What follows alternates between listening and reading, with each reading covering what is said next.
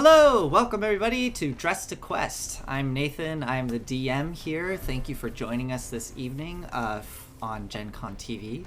Tonight we will be playing in the Ghosts of Saltmarsh setting, continuing our adventure with our heroes in this Sahuagin stronghold they are currently trying to assault. And this is episode 17. We're all playing at 7th level here, our various heroes. But with that out of the way, let's do a quick introduction to our players, as well as our special guest, James, over from Table Talks, who is joining us once again tonight for this little story arc that we're doing. So, let's start with Chris, if you don't mind. Good evening, everyone. I'm Chris. I play Ayize Marley, a human Termitian wizard, and I'm looking forward to some fish tonight.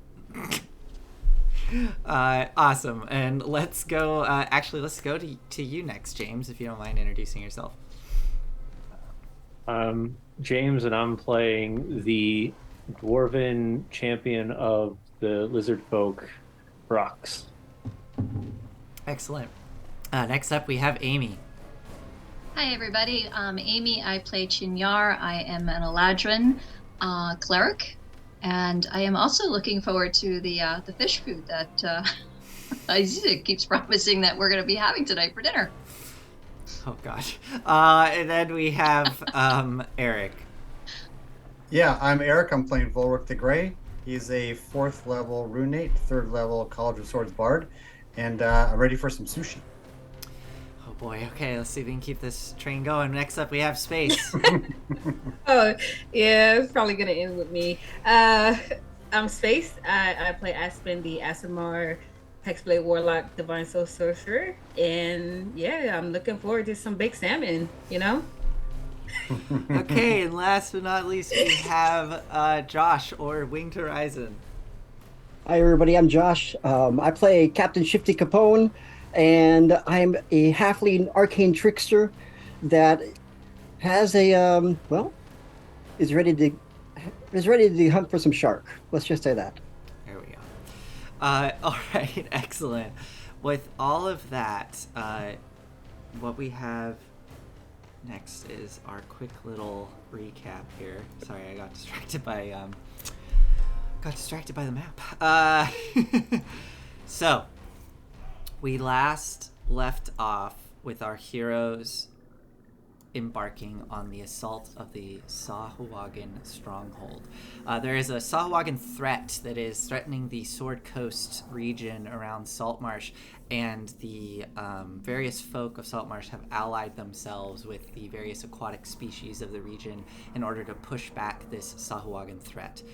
With a plan in place, you all set out with a fleet of ships behind you, and a few miles out from your destination, you dipped into the water to be the initial strike force to head within the fortress. The plan is to eliminate that monstrous two-headed shark before the assault begins in earnest, in hopes of eliminating that threat so it does not take out the fleet. With all of that in mind, you stealthily crept along the sea bottom towards the rocky island that the Sahuagin fortress has been built within, and drifting up towards the side of the rocky island covered in various bits of seaweed and underwater life. Chenyar, being guided by her god, had a vision earlier of where a secret entrance may be that they had gotten out of a Sahuagin prisoner. Chenyar, following her vision, led the group to a broken crack in the side of this rocky island that led deep within the fortress.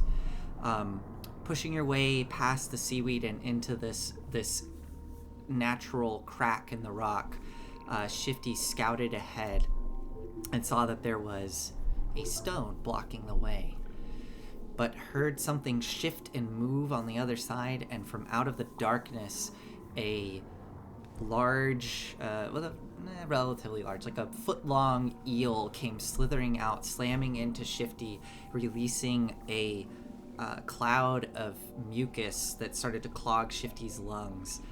This eel seemed to be some sort of hagfish that was dwelling within this cave as it tried to escape. The rest of the party, in a panic, not knowing what this creature was, lashed out, and Volric grabbed onto it, Aspen slicing its head off as Shifty came swimming in to regroup with you all, covered in the mucus from the hagfish. Nevertheless, you decided to push forward and found that blocked entrance, which Volric, in his enlarged state, was able to push the rock out of the way. However, on the other side, it revealed the prison that had been described to you by the Sahuagin prisoner. And waiting just on the other side were two Sahuagin wielding their spears, looking up at you as the rock fell down. And the rock seemed to fall onto something large and soft as it kind of slid to the side. And Volric, as you're there getting ready to dash into battle, you can see that this rock has fallen down onto what appears to be a massive dead creature. There's a little bit of what you can see as some sort of eel-like face protruding out from under the stone that has fallen on it. This creature looks to have been dead a long time, and there is muck in the water that's getting kicked up from all the movement. And you do see wriggling on the carcass itself more of those hagfish trying to burrow deeper into the carcass. With that, though, we need to kick off initiative as the Sahuagin are gearing up for battle. You have your companions Shifty and Brox behind you getting ready to go. We did a little bit of pre-initiative here before we started this, but I do need to get some folks that didn't show up on the tracker. It looks like Chenyar, you got a 21? Is that right? Okay. I am on mute. Yes, that's correct. Thank you. Sorry. And Shifty got a 16. And let's see, did Brox get added? No, Brox, did you? You got 12. I got a 12. Got it. Yep. Excellent. And I believe that is everyone. Yeah, that looks like everyone. Am I missing somebody? I don't think so. Well, luckily it looks like you are able to react faster than your foes. So, at the top of the round, we have Chenyar. Chenyar, quick question for you. I know everybody has underwater breathing, but I believe you don't have a swim speed right now, correct? I am wearing armor, mariner's armor. You are? Okay, then never mind. You're good. You're good. Okay. Chenyar, what would you like to do? I'd like to take my move and then ready in action. Go for it. Okay, so I am going to move closer. 5, 10, 15. Moving my token. So I am going to move right behind these guys. Okay. If I can move my token, it's just not letting me move for some reason. Oh no. Is your token says it can be controlled by you? Yeah, hold on. For some reason, it's acting weird. My Do you want me to? There we go. You got it? Okay. Okay. So Perfect. I think I've got 5, 10, 15, 20, 25, and then I got one more, which I can't move. But I'm going to move to the left so I can get some visibility. Okay. And what action are you holding? What I would like to do is I am going to cast Bane. Okay. On the first creatures that I see coming through to attack. I have up to 3 creatures, I believe, that I can cast this on. Okay. Yes, 3 creatures. Okay. You are so you can hold that. I will say you are able to see between Volric, you can see just barely making out the shapes of the Sahuagin as they're getting ready to attack. But if you're going to hold on to that energy, yes, getting ready to release it. Perfect. That takes us to Volric as Chenyar comes swimming up behind you, Volric, and then holding this energy in her hand. Volric, what do you do? First things first, I can't see the map. I just see the corridor behind me and then darkness. Interesting. Not sure why that is. So you can see yourself, but nothing else? I can see the corridor behind me, but I can't see the things you're describing in front of me. It's very odd. Oh, do you have dark vision? I have 120 feet, thanks to my rune. You do. That's probably what's going on. Okay, there you go. Ah, nice. Okay. It's a human thing. Yep. Did you see here?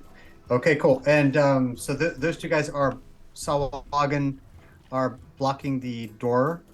Yeah, they're currently, it looks like they've just lifted up, or sorry, pulled aside the gate, the prison cell, to investigate what the sound was, and with you pushing the stone over there, they've kind of like jumped into a guarded position, getting ready to attack. And one of them, as you were, as the stone fell, you saw one of them look over its shoulder and start to call out towards someone else in the room. That's a problem. All right. I was hoping to save my action surge, but I think I may be using it now. So if you can please, actually I can move myself up, I think. I'll move myself up to the Sahuagin. Okay, so this is definitely difficult terrain, so, you know. Even with swimming? Well, this carcass of this eel is practically taking up the entire cell. Like, it was not designed for this creature, and there's a large stone on top of it, so you have to kind of squeeze your way over the top of the stone and push yourself forward. So it's not about swimming, it's about space. Okay. You mean the player space? Okay. Okay. So I will move up then. So that basically cost me 20 movement to move 10. 10, 20. It'd be 30 feet of movement just to get up to them because you have to push past so much. Okay, yeah. cool. All right, so that's it for me. So I'm going to move up. And one last bit. I had grown in size previous when I attacked the eel and then opened up the secret door. I don't know how many rounds are left, but I have 10 rounds of this before it would. Oh, I see. Because it only lasts a minute. Yep. Let's give it. I'm gonna give you 3 rounds of this. Does that sound good? Totally fine. Cool. Okay, I'm slowing everybody down. In that case, I'm going to go ahead and run up and bash one of them with my shield, using it as an improvised weapon. Okay. So, here. So, I'll make the unarmed strike because what the attack roll will be. Go. Okay. Got a 16. 16 to hit. Just hits. Perfect. Okay. So 6 points, and I think I did not add my giant smite there. Let me see. No, I didn't. Okay, so we'll add a d6. Okay. And are you attacking the one to the east or the west? Nice. The one to the to my character's right. Oh, this one. Whatever that is. Yeah, so 12 points of damage. 12 and then points. because I was successful with that strike, then I'm going to go ahead and do a grapple as a bonus action. Nice. So I'll Do they grapple. make a contested check? Yes. Okay, perfect. 22 is what they got. Nice roll. Yeah, I rolled really high. Oh, nice. 23. Okay. 23, Saka. All right, cool. Okay, I'm going to bash him with that shield and then, sheath my sword, obviously, because I need a free hand. Grab him and basically kind of throw him behind me. Oh, okay. So whatever, however far this can be, either right behind me or you decide. Okay. That is my turn. Okay, so and then grab on and pull him into the room, whipping him around. So he's now facing Brox and Shifty. You see Volric clutching the Sahuagin, trying to bite onto Volric's arm. Taking us to Shifty, your turn. I have a quick question, DM. Does the since we opened the rock and everything, do we feel like, or would we have the feeling that the whole place knows about us, or just this room in this direct area? You'll have to find out. So we have. You can make an any intelligence. perception? Make an intelligence. Intelligence. Check. Okay. Just straight intelligence check. All right. Here we go. Intelligence. Here he is. 13. You suspect that you don't think it was quite loud enough to alert the entire floor because it slammed onto the dead eel, so it kind of dampened the sound as it fell onto something squishy. So you Perfect, suspect okay. it's likely But I just need- this room. All right. So in that case, I'm going as he throws the Sahuagin behind him. Mm-hmm.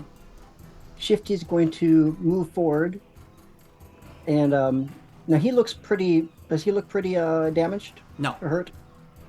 Not at all. hurt, All right, but not. Yeah, he's fine. Gotcha. Okay. Yeah, Shifty's going to go forward and smile and be like, "This one's mine," and move forward. And as Vork is throwing him behind, I'm going to hopefully have him land right on my saber. Perfect. Go ahead and make your attack with advantage because you're flanking. Dude, nice. That definitely hits.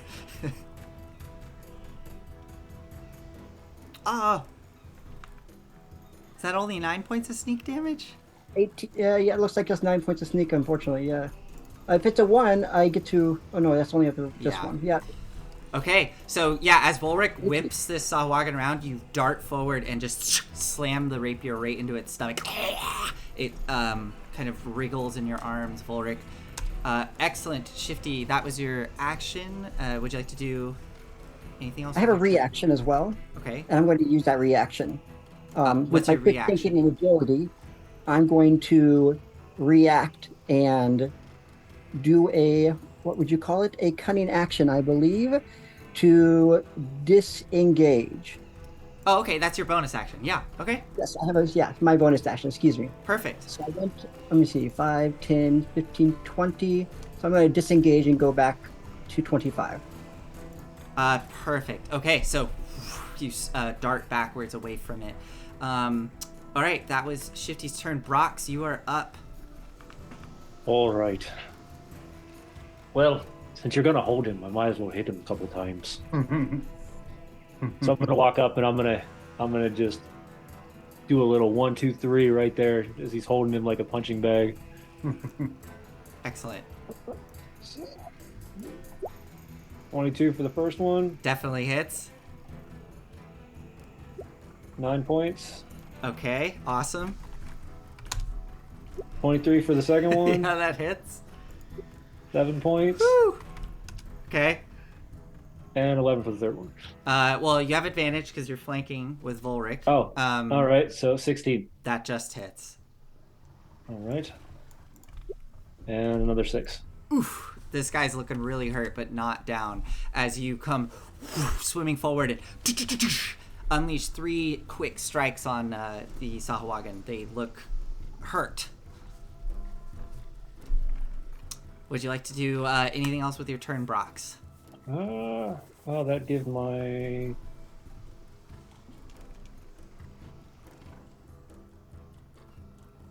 Nope, I think I'm good. Okay. I got my energy, I got my anger out. We're good. Excellent. That takes us to Aize. You can hear combat erupting around the corner. What would you like to do, Aize? Well, I'll go for a swim forward, I guess. Okay. And do you have a swim speed right now? Swim speed. Yeah. I'm not wearing any armor, and I've got a water breathing spell. Then you don't have a swim speed, so you are moving at half movement. Oh, okay. 5, 10, 15. Okay. I will bring Archive. Well, Archive doesn't swim, so I'll send Archive ahead Yeah. of me. Archive can just move. Yeah. Just- Like a little jellyfish. And I don't think I have a clear line of sight on. Well, let's see. You can Sorry. see this one, and you can just barely make out that one. Oh, sorry, through Archive's eyes, not through your eyes. I don't want to start casting through Archive yet. Do I have a line of sight on this guy? Let me see here. I don't think so. Because yeah, there's a wall straight through that area. Yeah, I can't see how you would be able to see them based on the angle. Sorry. All right. I'll just sit tight then. Okay. Spin as fast as I can and stay where I am, and that's it. Okay. It's now the Sahuagin's turn. And Chenyar, let me know at any point if when you want to release that spell. The Sahuagin, the one that is being grappled by Volric, they're gonna whip around and attack Volric. DM. Yes. I would release the spell. The only thing is that Bane is 30 feet, so I think I can only get the one. Oh no, really? Oh, you're Yeah. right. Oh So- man, I'm sorry. Okay. Yeah, that's okay. I was expecting them to come in. Is that Yeah. he dead already? Is No. that like? Okay, so he's baned. It will only be one, unfortunately. Okay. And- Do they get to make a save, right? A charisma save. Yes, they do. My DC, it's a charisma save, I think. Yeah, charisma save. DC is 15. I'm so sorry. I rolled a 17. Oh, hey, no, you know what? That's the way it goes. Yeah. So unfortunately, So my bane doesn't work. Damn it. the energy releases and it does not take hold as the Sahuagin just whips around in Volric's arm, still being clutched by Volric, but it's just going to and start to try to jab its spear into Volric. It technically has advantage on this attack because it is flanking with you, with its ally Volric. So. Okay. Here we go. This is gonna be, both of them are gonna go for you, so this is gonna be a total of 6 attacks. Do it now. Yeah, the one, so here we go, 6 attacks. This is, yep, okay. Armor class 21 heal. 21? Oh my goodness, okay. It looks like only one of them hit. Wow. Truly a tank. So one of the spear attacks, as they're trying to jab their spears into Volric, it's just screeching off the armor, clanking off the shield, but one spear tip manages to pierce between your armor and get you right in the side, Volric, as blood starts to go into the water, and you see their eyes widen and turn completely black as the pupils fill the entire eye. How much damage is that, sir? That was only, I think it was only 5 points of piercing. 5 points of piercing. Okay, so I shift at the last second. I shifted my armor so that the metallic part of my plate absorbs some of it, and Perfect. I take 2 points of damage instead of 5. Oh, awesome! Right, because you have the heavy armor thing, Yes. heavy armor like mastery or something. That's awesome. Okay, the other Sahuagin in the room is gonna swim out of the room. So, Volric, Brox, and Shifty, you see with rapid speed as a Sahuagin goes swimming around the corner and starts to beeline out of the room. That was 40 feet. And... oh boy, yeah. They have a quick speed, so they're gonna go around the corner. You see them disappear around the corner as they dash deeper into the fortress. Okay, that takes us to Aspen.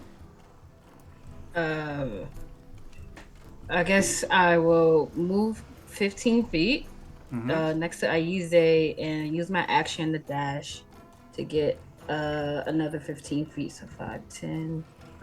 Right here behind Shinyar, and that's all I'm gonna do. Okay, awesome. Shenyar, you're up.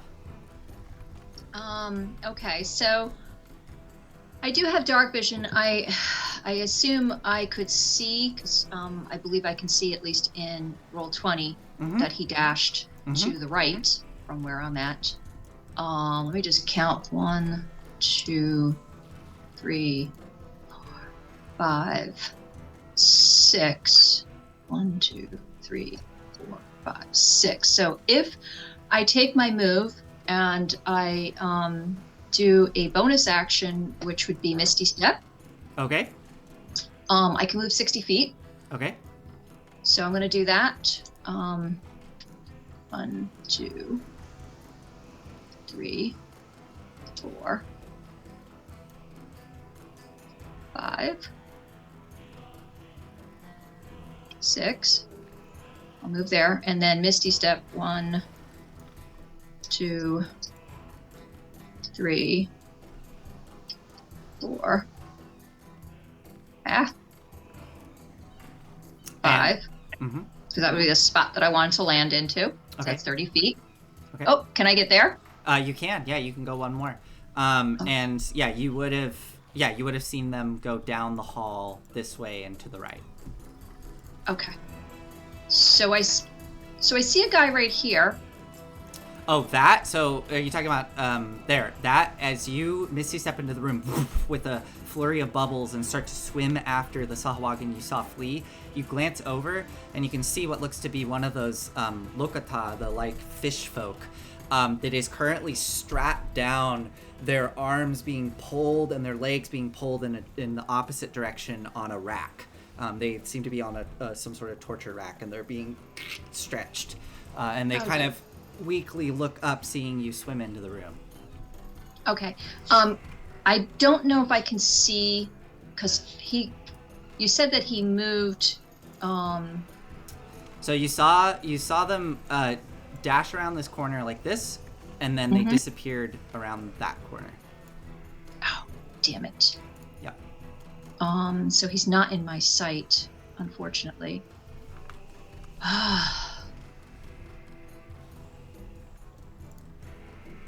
Okay. I'm gonna go another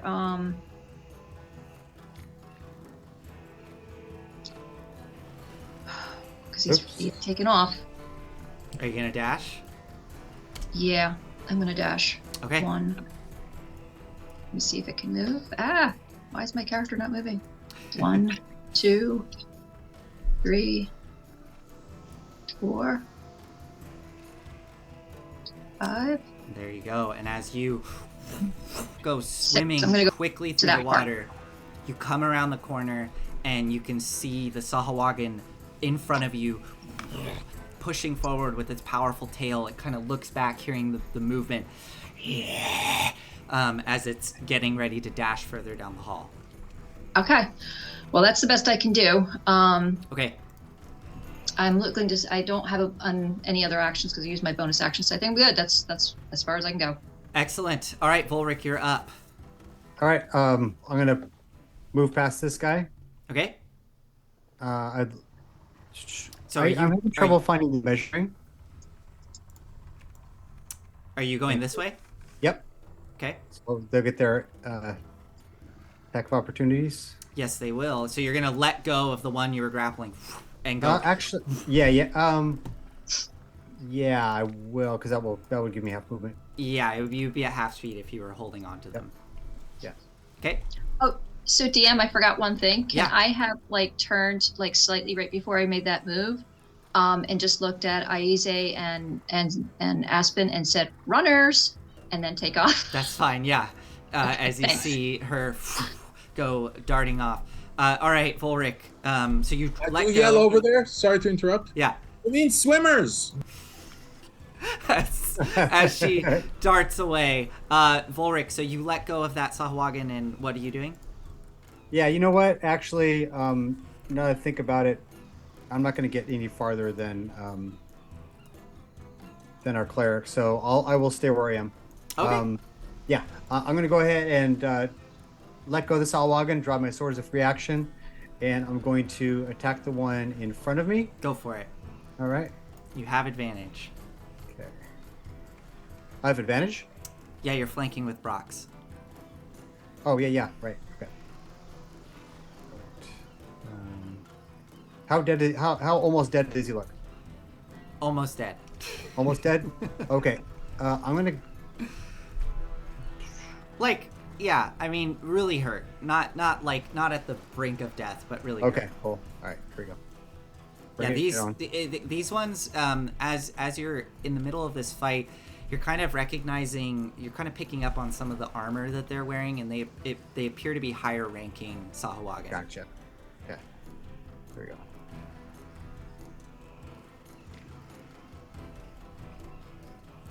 All right. So 25. So 14 points. 14 points. You carve through that Sahuagin, and they are barely clinging to life as blood starts to fill the cell. Oh, he's still alive? Yep, barely. Tough bastard. All right. And that will. That'll be it. That'll be it? Oh, okay. That takes us to Shifty. Yeah, Shifty, he will, he sees Chinyar going off on her own, and he knows it just needs to be, needs to finish here. So he's going to, let's see here, 5, 10, 15, 20, 25. Okay.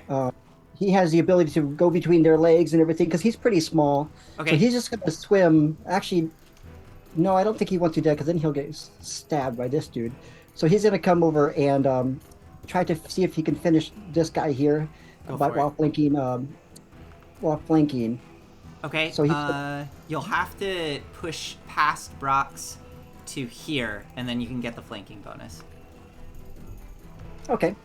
Yeah, with my guy, he has a little halfling nimbleness, so I can go through the space of any creature that is only a size larger than yours. Nice. That is of a size larger. Oh, okay, I see. Larger. Okay, so then I went 5, 10 feet, and then I attack. Excellent. Go for it. Yes, that hits. All right. He's on fire tonight. So he just goes, and try to finish it here.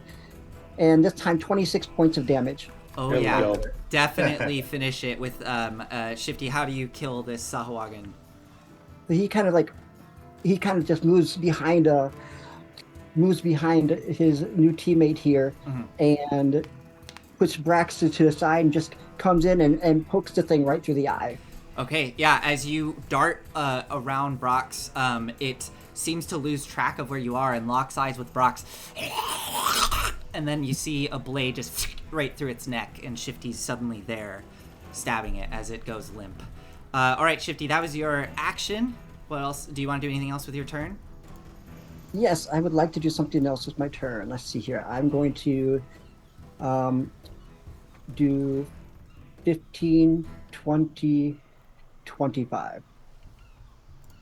And push myself forward to this spot here. Swim myself forward. Okay, perfect. Anything else? That's all I can do, I believe.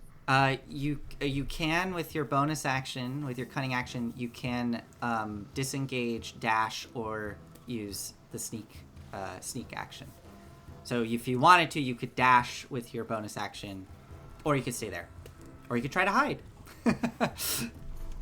Do you want to do any of those, or are you good? Yes, let's go ahead and see if I can dash. If I dash, it would be 5, 10, 15, 20, 25. Okay, I will just warning you, so that we're all on the same page. You will get attack of opportunity. Are you okay with that? Oh, yeah. Okay, cool. So you dash past, and that Sahuagin tries to lash out towards you with its spear. Ooh, it got a 22 to hit. So you take 6 points of piercing, carving into your leg as you dash past, blood starting to fill that area as well. And that was Shifty. It is now Brox. Can I get a round Vorik? Yes, you can. I'm darting after Chinya. Okay, go for it. And my swim speed is 45. Oh, nice. Go for it. So let's see here. We've got... Let's see. 45. You can get Yep. to there Yep. with just So I'll your go- movement. So I'll go there with my movement. And look at Chinya. Are you able to point out where the Sahuagin went, or no? You're muted. Yeah, so I can see you. Okay. I would have like All pointed right. in since talking is a free action, I probably would have said very quietly, runner. All right. As you see that, you will notice that almost like wouldn't say, almost like tides start kicking off the back of my feet, and I'll activate it with the key point, Step of the Wind, as a bonus action to catch up, and that'll be another 45. Hell yeah. Just like full on Aquaman. Yeah. Yep. Bubbles and current off the back of Yep. Brox, and you come banking around the corner straight towards this Sahuagin. Yep. And we'll take. Get in front of him? Are you getting in front of him? I'm sorry. Think Did you just- Will I be able to make it in front of him I so I think- can block him off? I think. Hold on. You were here, so 15. yeah. You could. All right. Yeah. Yeah. I'll block him off, Yeah. Okay. and then I'll take 3 hits. Go for it. Or no, 2 hits, because I already used my bonus action. Got it. Got it. So. Nice this- work there, Brax. That hits. 20. Key points.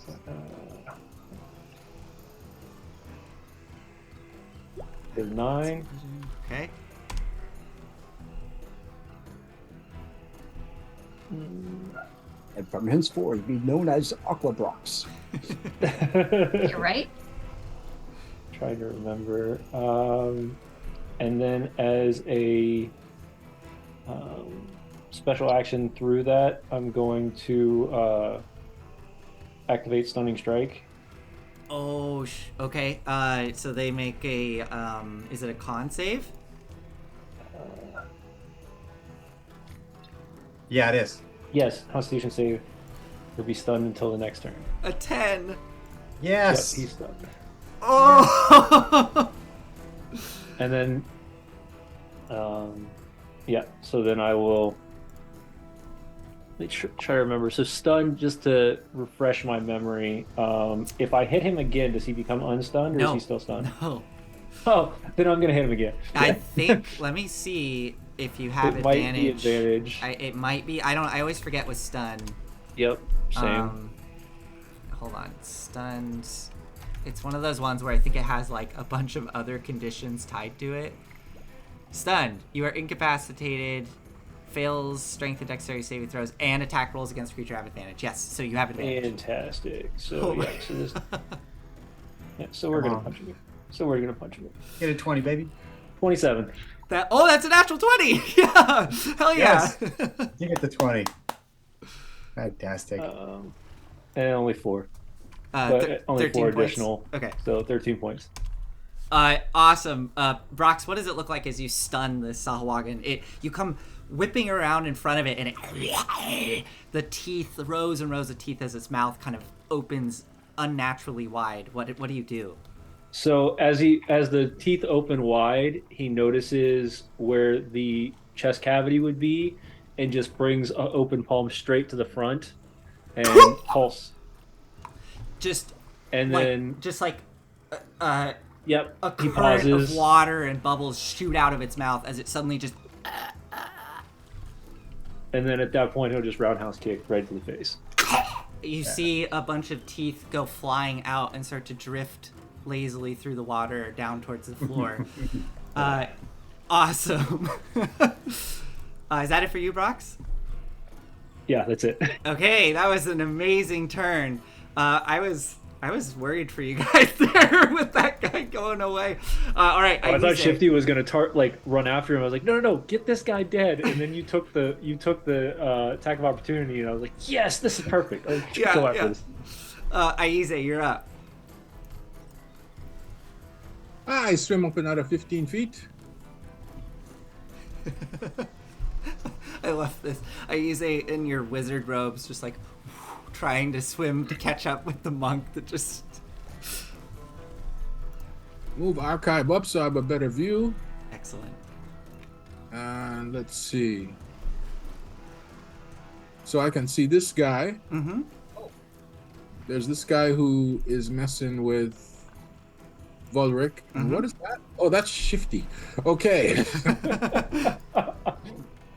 I will not firebolt Shifty. I will firebolt the Sahuagin. Perfect. Go ahead and roll your attack. Break out my wand. Hey, friend, I haven't used you in a long time, have I? Line it up. Actually, I'm gonna shift the damage from fire to force because we're underwater. Oh, cool. Okay, that's super cool. The force bolt. Yeah. Spells. I'm trying to roll it. Okay, here we go. Boop. That probably won't hit. 13? Unfortunately, no. The bolt shoots past Volric and it just shatters one of the pieces of shell armor, but it doesn't do any damage. Okay. I will put away my wand. And I say, this is why I never use it. You know that, right?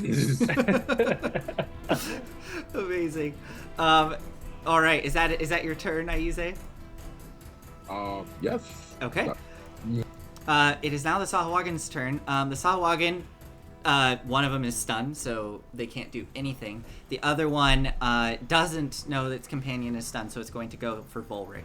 Volric, you've taken damage, so these attacks are made at advantage.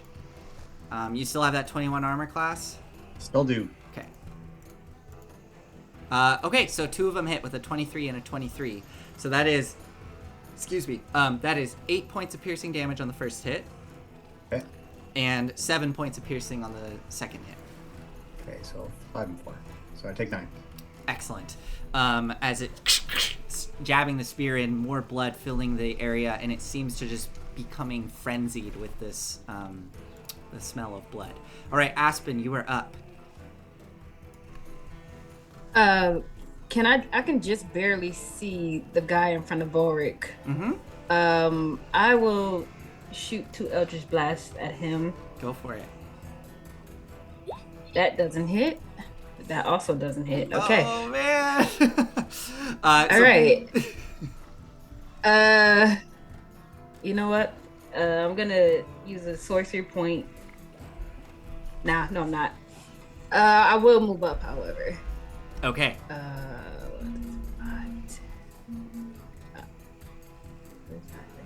And you also don't have a swim speed, I believe, so you're also at half move. Yeah. 15. Okay, so you start to swim forward. Bolts of energy flying past you, Volric, as you're trying to bring the Sahuagin down, bringing us to Chenyar. Chenyar, you see that Sahuagin there, neck tilted to the side, and it's just locked up, all the muscles seized. Oh, at the end of its turn, though, it does get to make another save, right? Is it the end of his turn or the end of the monk's turn? Oh, it's the end of the monk's... Or it's... Oh my god, is it really the end of the monk's next turn? I think you're right, yeah. That's right, okay. Well, I'll keep that roll. Roll the 4, so regardless it fails. It's still stunned.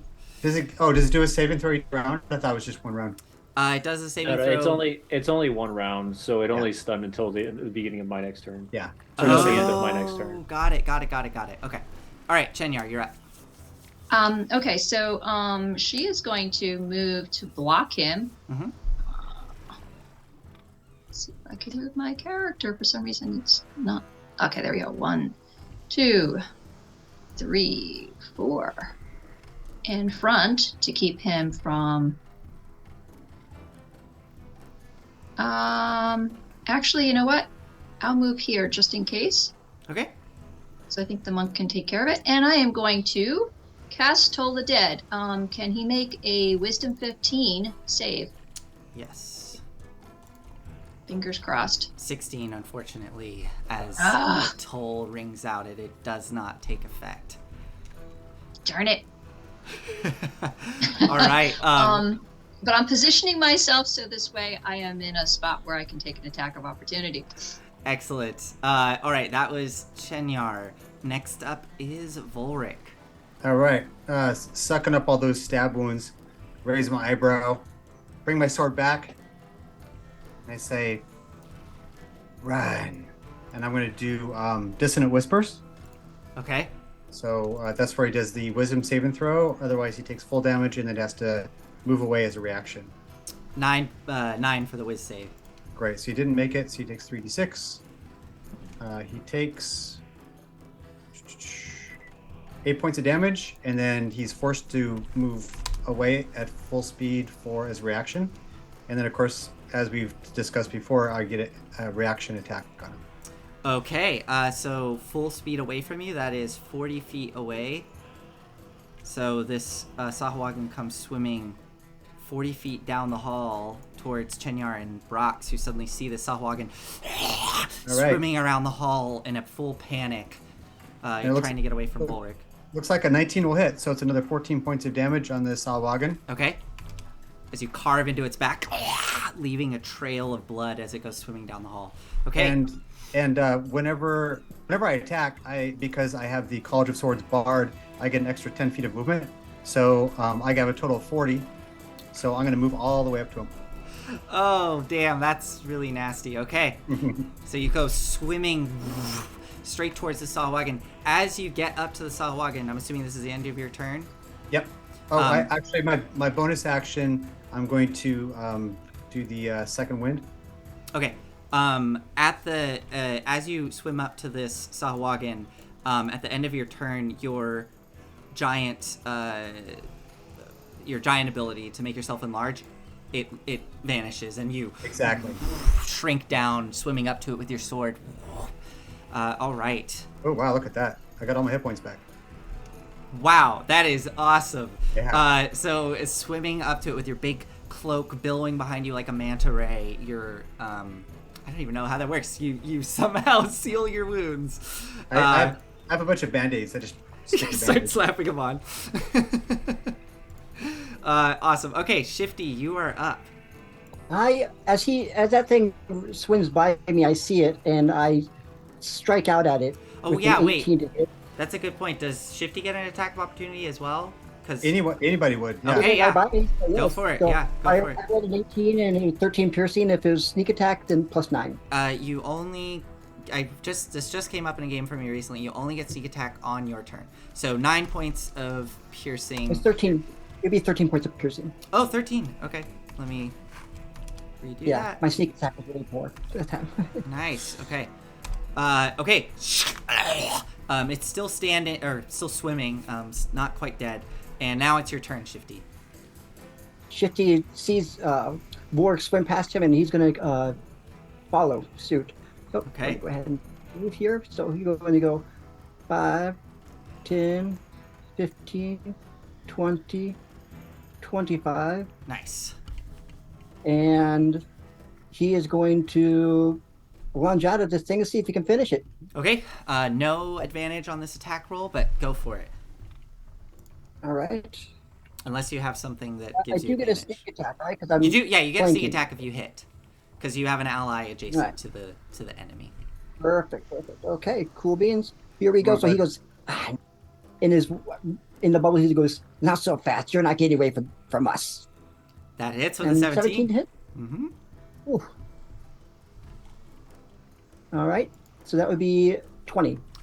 Whoo! Nice. Barely standing. Well, no, it's a little, very, very hurt. Very, very hurt. But it's still trying to get away. All right, Shifty, that was your movement and action. Do you want to do anything with your bonus? I think so. This is a door down here, right? We can't see past that, or we can? It's like an archway? That is an archway, and you can see past it. It looks to be like an arched, like a tunnel leading into a much larger room. And on the other, like kind of in that room, you see stone steps going up, and you can just barely make out there's some sort of light, like a sort of greenish blue light that's pulsing from within the room. I'm going to disengage. But if I disengage, that means that I have to have movement left, right? Yeah, so yeah, you wouldn't be able to move anywhere. Then yeah, no, that's the end of my turn then. Okay. He strikes a tree and sees if he can finish him off. Okay. Brox, you're up. All right. Let's see what we can do. I guess first off, we'll just see if we can pummel this guy here first. Okay. Another more 20s. Natural 20. Yeah. Unfortunately, you're not flanking though, unless you have some other way. He's still stunned. Oh, he's still stunned. Yes. Okay, go for it. Go for it. Yeah, so another 11. Nice. How are we looking? Looking hurt. Keep punching? Looking hurt, yeah. All right, That 26. hits. Another 6. Okay. And then bonus action, 21. 21 hits, yep. And 10. 10. Still standing, looking really hurt, but still standing. Okay. King of a creature. Anything else for you, Brox?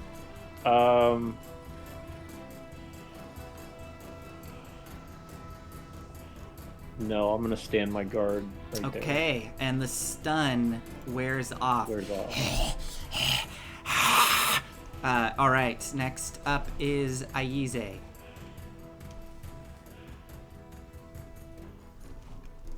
Sorry, trying to find my mic. You're good. Okay, let's move up a bit. My 15 feet. Under the sea, slow is me. Oh, hold on. I got archive. I'll move archive up. There we go. Okay. Wow. So, what kind of condition is this one in? I'm thinking The one at the end of the hall there? Yeah. That one looks very hurt. near dead. Yes, near dead. Well, that's the only one I can reach. Mm-hmm. Because I can't go around corners. So let's see here. Yeah, you can see them. I'm just checking the range. 120 feet for a fire. In this case, force bolt. Yeah, he's in range. Oh yeah, definitely. You behave yourself and don't fail me now, right? If you miss again, I'll cut you up and use you for kindling. Force bolt.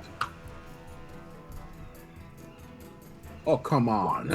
Oh man, yeah. Unfortunately, the bolt whips past Bulwark again, and it shatters the other pauldron on this Sahuagin, not doing any damage. This is why you normally use magic missiles.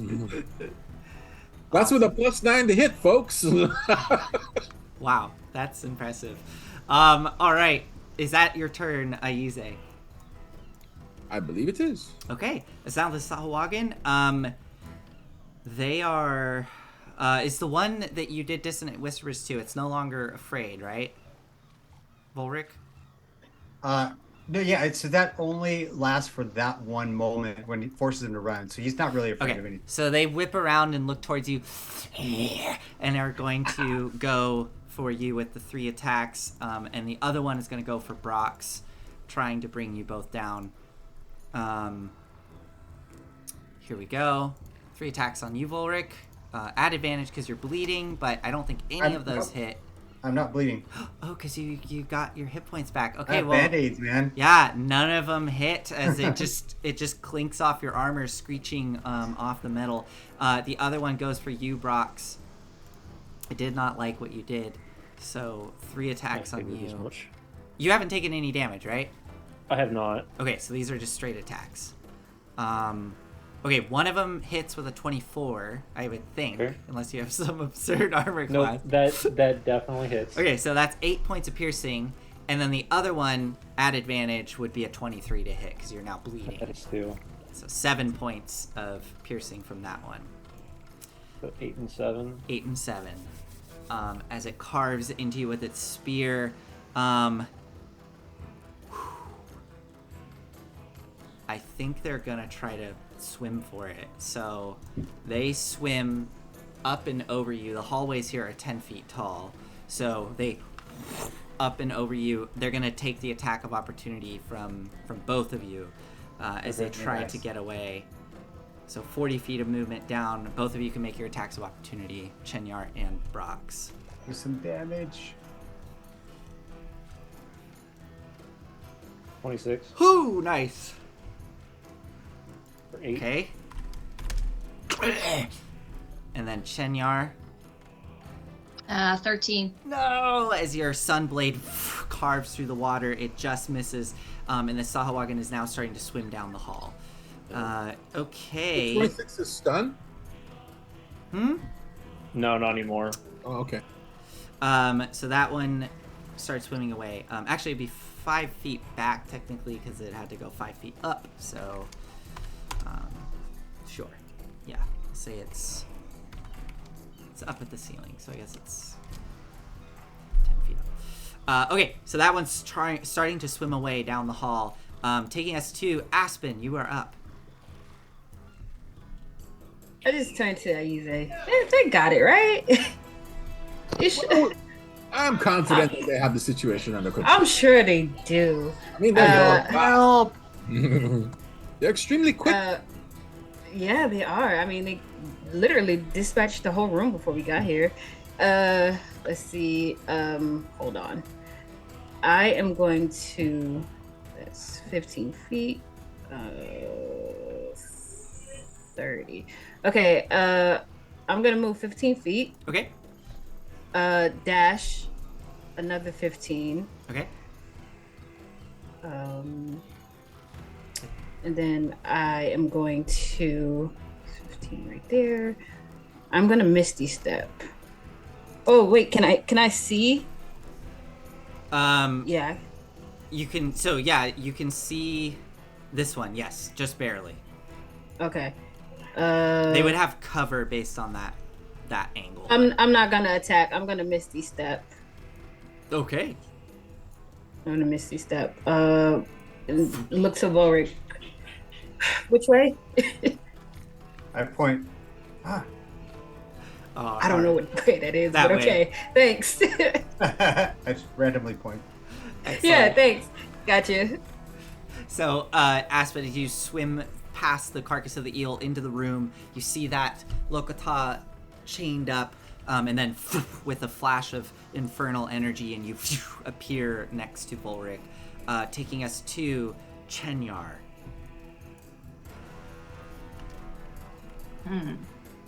Okay, so I've seen what the monk can do, and I see this guy's getting surrounded by my friends, so I'm going to move after him. Okay. Okay, so 1, 2, 3, 4, 5, 6. I believe we get there. Okay. Ooh. That move right. I think so. It's hard to tell. And then, because I don't want to use up all my spells, and she's mindful of how long it's going to take, so I'm going to do another Toll the Dead. Can you do a Wisdom Yes, I 15 can. saving throw, please? Thank you. On fail. A 4. Yay! All right, so damage will be... You got 12, isn't it? I think with a Grave Cleric, yes, No, I think 15. you get 15 points of damage. No. I'm saying it's a Wisdom 15. I thought he said something about it. My DC was 12. No, it's the Oh. damage, I think, is what you said, right, Ayuze? D12, right? Yeah, it's Yeah. D12, Yeah, but because the Chenyar's creature's been 7th level, weakened. isn't it? 2 Yes, it's 2d12, I think, because he's missing hit points. So Oh, it might be. Nice. I would check you're a Grave Cleric. It might actually be 3d12 because you automatically get an extra one as a Grave Cleric. Oh my Oh. goodness. Well, it doesn't really matter. You can look that up after this. Chenyar, what does it look like as this Sahuagin is trying to escape and you kill it with Toll the Dead? awesome! Yay! No runners. It's trying to swim away, blood trailing off of it, missing multiple teeth. What do you do? So as I rush up behind him,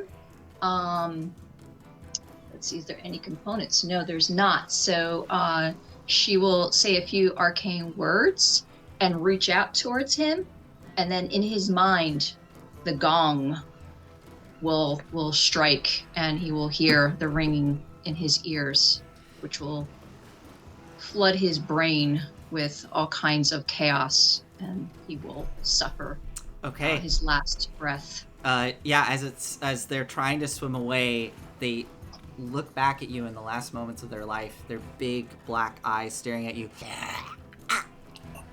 And the head kind of twitches, and you just start to see blood trickling out from these small ear holes on the side of the head as it just starts to drift up towards the ceiling, looking blankly into space.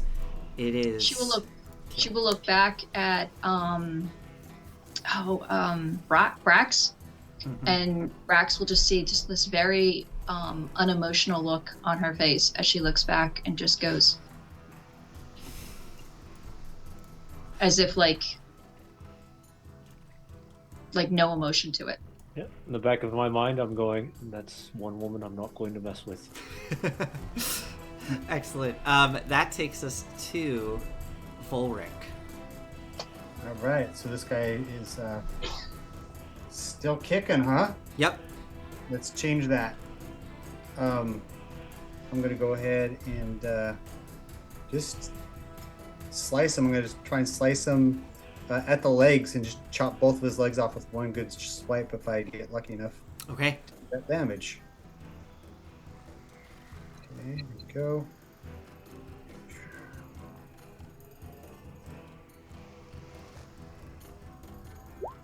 Oh, that's definitely gonna miss. So Yeah. he probably swims right over it as I go for his legs. Ah! Yeah. Yeah, you go for the legs and it kind of it jolts up with its fins as the blade cuts past. Okay. Anything else for you, Volric? No, but he looked pretty darn hurt, right? Oh, yeah. Okay, cool. I'm not worried about him getting away then. I'm Okay. good. Shifty, you're up. Shifty is going to finish it as he sees Volk swing and miss. He's just going to slide underneath the swing as it dodges and try to get it as it dodges out of the way of Volk's attack. Perfect. Go ahead and make your attack. A 20 hits. And it does 26 points of damage as he dodges out of the way, and I just slice it right through the bottom of the jaw, and then I look over at Volk and I wink. As you slice through the bottom of the jaw, the lower jaw just completely gets severed, and blood starts to fill around Volric as it goes limp. It is dead. Bubbles come up as I go. And in this moment, as the combat settles, I'm just going to start with the folks in the hallway first. I'm going to start with Chenyar, because you're at the furthest end of the hallway. Chenyar, what do you do first as combat comes to a close? Well, knowing that we have encountered these guys before and seeing their frenzy whenever any one of us is injured, I'm going to go over to the monk with the plan to heal him. Okay, so you swim over towards Brox, saddling up next to Brox. Are you casting Cure Wounds? Yeah, and I'm going to let him know as I go to cast it. These creatures seem to go into a frenzy for anyone who has been injured. How badly are you injured? Taking a little bit of damage. Got a wound right here, and he shows this nice, like, just jab wound right into his arm. So he was trying to get away from it. Okay, I'm trying to remember if that's like you took like more than 8 points of damage. I did. Okay, I took 8 points on just the first hit. Yeah, I'm gonna cast it at second level. Because I don't want them to have advantage on there. And hopefully I get a decent roll. Okay. I got 17 points of healing for you. Yeah, there we go. Yep, that heals full heal. So as Brox, your wounds heal shut as this pale elf is kind of gently touching your arm and they seal shut. You feel... Oh, I did it twice. That's weird. Ignore the second one because I guess I didn't click on the cast or something like that. I just clicked on the 2d8. Maybe, I don't know. It did something weird there, but just ignore the second one. Okay. And you feel that warmth course up through your arm as the wound seals shut. I'm just going to go... Brox, unless you want to do something right away after that. Yeah, I'm going to dart over to the Lokatha and try to remove them from the torture device. Excellent. So Brox pushes past you all, swimming into the room. Go ahead and feel free to move your token into there. I'm going to take us over to Volric. Volric, this is Volric, Shifty, and Aspen, but I'll start with you, Volric. Volric, what are you doing as Brox swims past you? You see Chenyar helping Brox there. What are you doing? So in the previous room we were in, it looks like there was no other ways in or out of that room, right?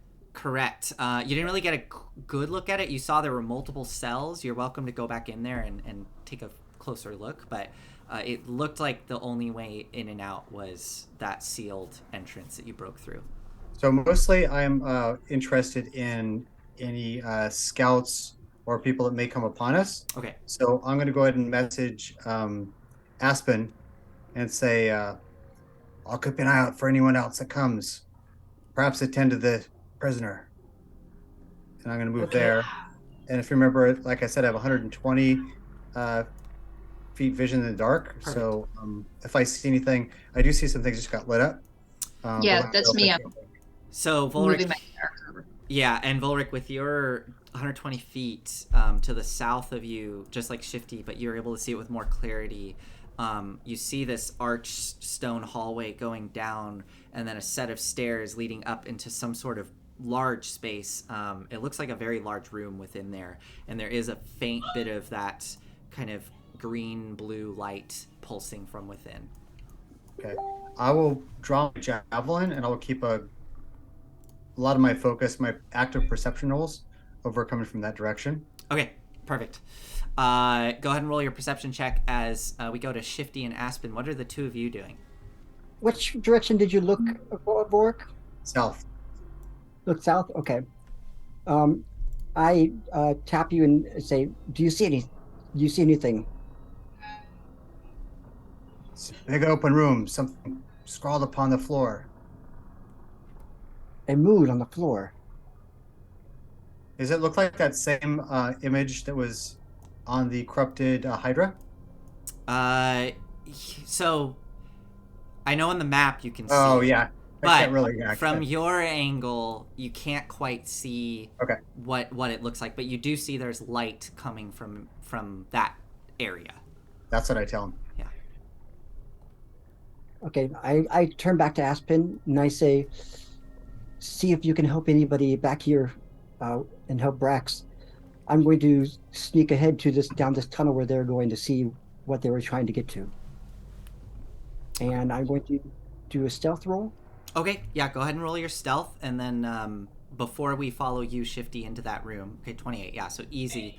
You go silently down the hall. Before we get to you, Shifty, though, I do want to get to the rest of the group. So, Aspen, are you going to go back into the room where Brock's went? Yeah, you know what? Actually, no. I'm gonna take out my scroll of alter self, and I'm gonna begin casting that. Got it. But I will put a sorcery point into it to extend it to 2 hours instead of 1. Nice. Okay. And, and then yes, I will go see if Brax needs any help. And can I message Aize to make sure he's okay? Yes. What do you say to Aize? Hey, they dispatched everyone. We're checking things out. Shifty is gonna sneak ahead. Vorik is keeping watch. You can come forward. I was trying to. I'm just these robes. All right, Aize. So what would you like to do? Are you going to swim forward towards Aspen? I will spend the next 2 rounds swimming forward. Don't worry, we're out of combat. I'm just kind of breaking this up because people are sort of split up. I just want to know roughly where you're going to be. Yeah, really slow. So Aize, you swim into this prison cell and then pass, pushing towards where Volric is. You can see the dead bodies of the Sahuagin just gently floating there in the hall, blood clouding the area. And Volric is there with his sword looking around. What do you want to do, Aize? I look at Chinyar and say, which direction is the temple? Or which direction is our shark monster? I believe you still have that spell running. Oh, I don't think you've cast it yet, have you? I haven't cast it yet. Oh. The locate creature? Yes. I haven't cast it yet. But I did want to also DM, one of the things that she would have done is she would have taken those bodies and brought them back to where we came in to hide them. Okay. And would have asked Aize to do prestidigitation to clean up any blood that might be lurking in the water and kind of cover our tracks, so to speak. So Aize starts to, as the blood's getting sifted away, Chinyar, you're pulling the bodies into the room. So as you two are doing that, I do want to go now to Brox and Aspen. So Brox, you come around the corner, all your companions filing past you, doing their various things. You can see Chenyar moving by with a dead Sahuagin, dragging it into the prison cell. And you see there on the table, stretched out, the Lokata, chains affixing it to this rack. What do you do? Can I tell if the mechanic is breakable, or will it set off to make it worse on the Lokotha? Make a investigation check for me. I will give him guidance. Okay, you get a D4. The 17 Okay, plus 4, so 21. nice. It looks like you could very easily release the tension with, there appears to be a winch, a winch. I always see that. A winch off to the side. You could easily release the tension to not have it be pulling so hard. And you'll also notice, as Chenyar's pulling one of the bodies past, you kind of hear like a scraping of metal on the stone, and there's a set of these like really rough-hewn keys that are hanging off the side of the Sahuagin as Chenyar's pulling the body through.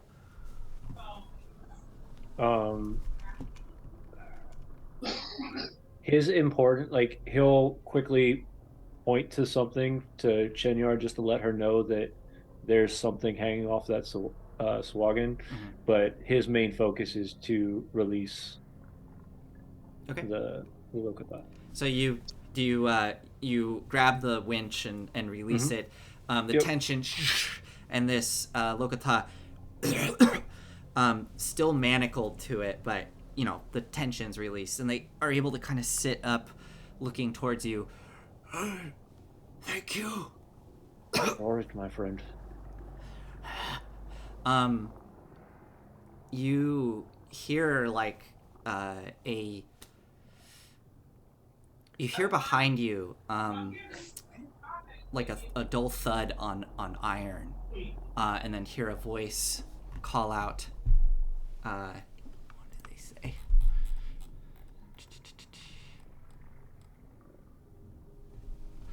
You hear a voice call out. Please, let me out too, please. And you see a hand reaching through the bars at the far end of the prison cell. It appears to be a hand of kind of like deep blue skin, and there's like fins coming off the forearms as they're reaching through the bars towards you. Are we talking fins like Sahuagin, or are we talking fins like merfolk? Make a perception check. All right. I mean, I'll get closer before I decide to make that decision, but... Oh, okay. If you're going to swim over there, no perception check needed. Okay. As you swim over towards this individual, you can see on the other side of the bars,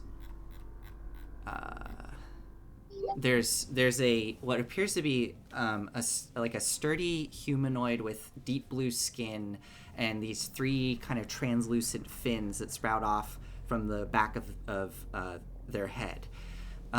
They don't look to be Sahuagin. They have a kind of a relatively flat face with like a really small, thin nose, and their eyes are bulbous, kind of like the Sahuagin, but they're this like beautiful gold coloration. And they do have fins running on their forearms and their calves. They're reaching towards you. They don't look to be of the folk you've interacted with. They don't look to be a sea elf, and they don't look like Sahuagin. They look like something you haven't encountered before. But they're reaching towards you. Please, will you let me out, please? And they actually look. They look pretty well off. Like, they don't look super emaciated. They definitely are covered in what appear to be scars, though, just all over their arms and forearms, and you see some on the back as well. No one needs to be captured in a place like this. But sadly, we can't protect everyone without protecting ourselves. Chenyar, do you know Have you seen this type of creature? Have I, DM? You can make a nature or arcana check. Neither one's going to be good. We'll try Arcana. Okay. And I have what, Chinyar and Aspen both near me. Yeah. Aspen, if you want to jump in, just let me know. I have I will try this Arcana. is. I didn't roll any better. Neither of you recognize this species of creature. You don't know. Are you near Ayuze or no? Yeah, Ayuze. So Ayuze, you were doing prestidigitation in the hallway. I imagine you probably would have been following Chenyar and doing it, to clear the blood as Chenyar's dragging the bodies through. So Ayuze, I will say at this point you are swimming into the room as they're trying to figure out who this may be. What the heck is that? Not sure. They kind of prefer to find out before What? we let It's it out. not a what, is it whom? They stiffen up and like furrow their brow, and they say, "Excuse me, my name is Duthine. Duthine? I am not My a apologies, it or a Duthine. what. I am a person. For a moment. I am a proud Triton from Glacia. Please, show You're a some respect. You're a proud Triton from Glasgow? Very well. Please, will you get me out of this cell? And the other Lokata on the rack is still sitting there with the manacles on. Please, me as well. We'll get you all out. Can I roll Arcana now? Yeah, go for it. I guess I'll grab the keys. And Yeah, specifically... I 14? think that, and I say to Brax while Aziz is rolling his Arcana to see if he can know what kind of creature this is. We need to make sure that they don't give us away, but also stay protected. I think if they go through the tunnel and they wait and hold until there is an onslaught of battle, and then try and make their escape then. If they try to escape now, they surely will be killed, and it will also give us away. Well, you heard it. And in all honesty, from what I just saw, I believe her. And Aize, as you're looking over this creature, with a 14, let me think. Oh, Lucky, are you rolling another d20? Yep, I am. I'm Okay. burning a luck point. Go I'm for tired it. of rolling 2s and 3s. I really am. I know exactly what he is. Yes, she is a Triton. Triton, they are very, if I recall correctly, a very friendly and ferociously courageous species. Yes, Warrior race of the ocean. you would also know that Tritons eons ago came to the material plane from the elemental plane of water. They have been on the material plane for quite some time now, so they're pretty established species on Toril. But yeah, they're very adapted to the water, and they tend to be out in the deeper reaches of seas and oceans. They don't interact as much with coastal folk as sea elves would. So, Madam, I didn't catch your name. I'm sorry. Let me record this, please. oh yes, of course. And she looks over you all. It's quite all right. My name is Duthine. Duthine. Lovely name. We should let her go. Yes, Please. Duthine, it is our pleasure to release you, but again, you must heed my warning, and do not give us away. This is very critical. We are going in deep inside this lair to dispose of their their guard dog, basically. Let me come with you. Okay. Please. Sounds like a good idea. Oh, I thought We that was would going most to... welcome your aid. Oh, I told you, Triton are ferocious warriors. It says so in archive. Do you have anything that would actually help you? You fighting with your hands, unless you're somebody like myself. It's not really going to do Would you much. like a wand? No, I can do quite well with... and she gestures towards one of the spears that the Sahuagin had that have fallen to the stone. I look at the wand and say, I haven't forgotten. The other injured creature that was on the rack, DM, what does he look like to us? Is he in bad condition? Yeah, it's a Lokata. They look fine. I mean, like they have like deep bruising along the arms and the legs, the fin-like arms and legs of this creature. But they don't seem to have any visible wounds. So whatever the device was more just holding them there than it was actually torturing to. Oh no, it was like you see them, like they look to be in pain, but they don't have anything visible, like they're not bleeding profusely or okay. or wheezing or anything. Yeah. So Chinyar will say to him, "What say you? Do you wish to join us as well? Or there is a tunnel here that you can go down, which would bring you to safety, but I do need you to stay in that tunnel until the attack takes place." Let me see. You sound a little hurt. I could lend aid, but yes, that was quite horrendous what they subjected me to. I'm happy to help, though. Just out of curiosity, what exactly did they do to you?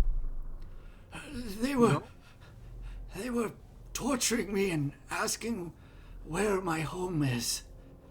Where exactly I'm from. I didn't give up the location of our home, though. Oh, good for you. But I don't see any visible wounds on you. But you look definitely in distress. And they lift their arm up and point, and you can see the deep bruising along the wrists and the arms, as well as the legs. It's like a stretch mechanic. Yeah. I suppose if they cut him, then they would probably frenzy.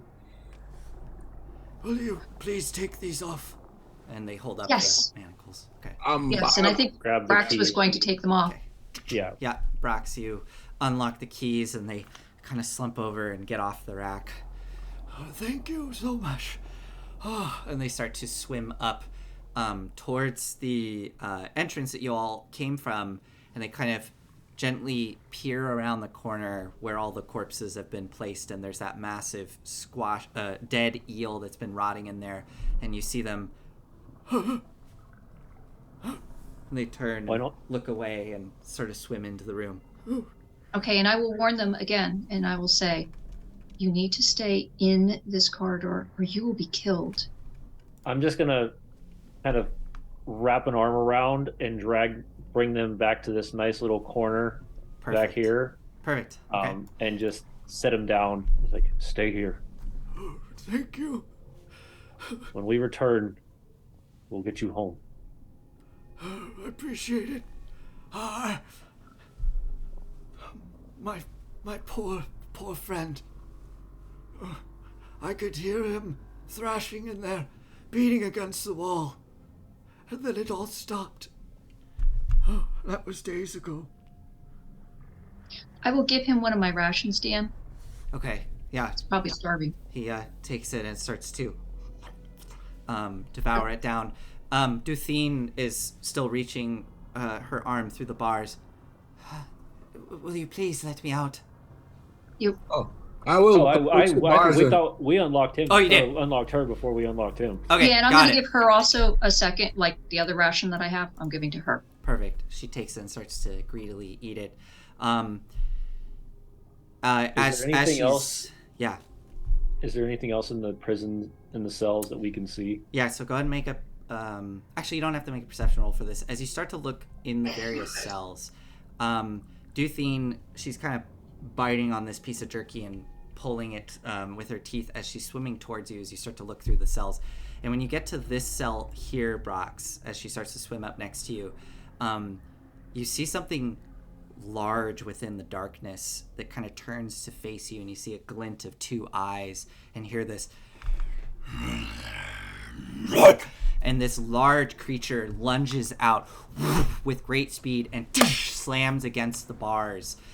You see a almost canine-like snout, almost lion-like, and there are big, thick strands of fur that are kind of billowing through the water coming off the back of this creature. This creature is bigger than a horse, and it has these big, powerful, finned, clawed forearms and a large, powerful tail at the back as it slams into the bars. Duthine kind of chuckles as she swims up next to you. Yours? Yes. That is mine. It's okay. It's okay. Shh, shh, shh. And she swims up and extends a hand through the bars as this creature pushes its snout up into her hand, and she gently strokes it. She looks back towards you, Brox. What was your name? I didn't catch it. This creature you can tame it.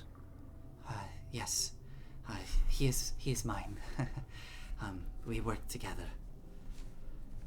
I didn't catch your name though. What was your name? Brox. Brox. Duthine. I thank you greatly, and I owe you. And she looks around the rest, and without having to go through introductions of everybody, she gets everyone's names, and then holds her hand out towards you, Brox.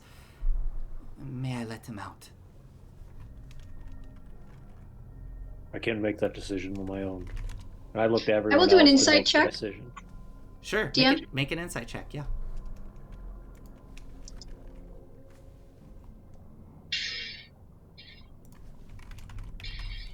Jeez. 16? 16. Okay. Darn it. I usually have a good insight. Yeah. Let me see here.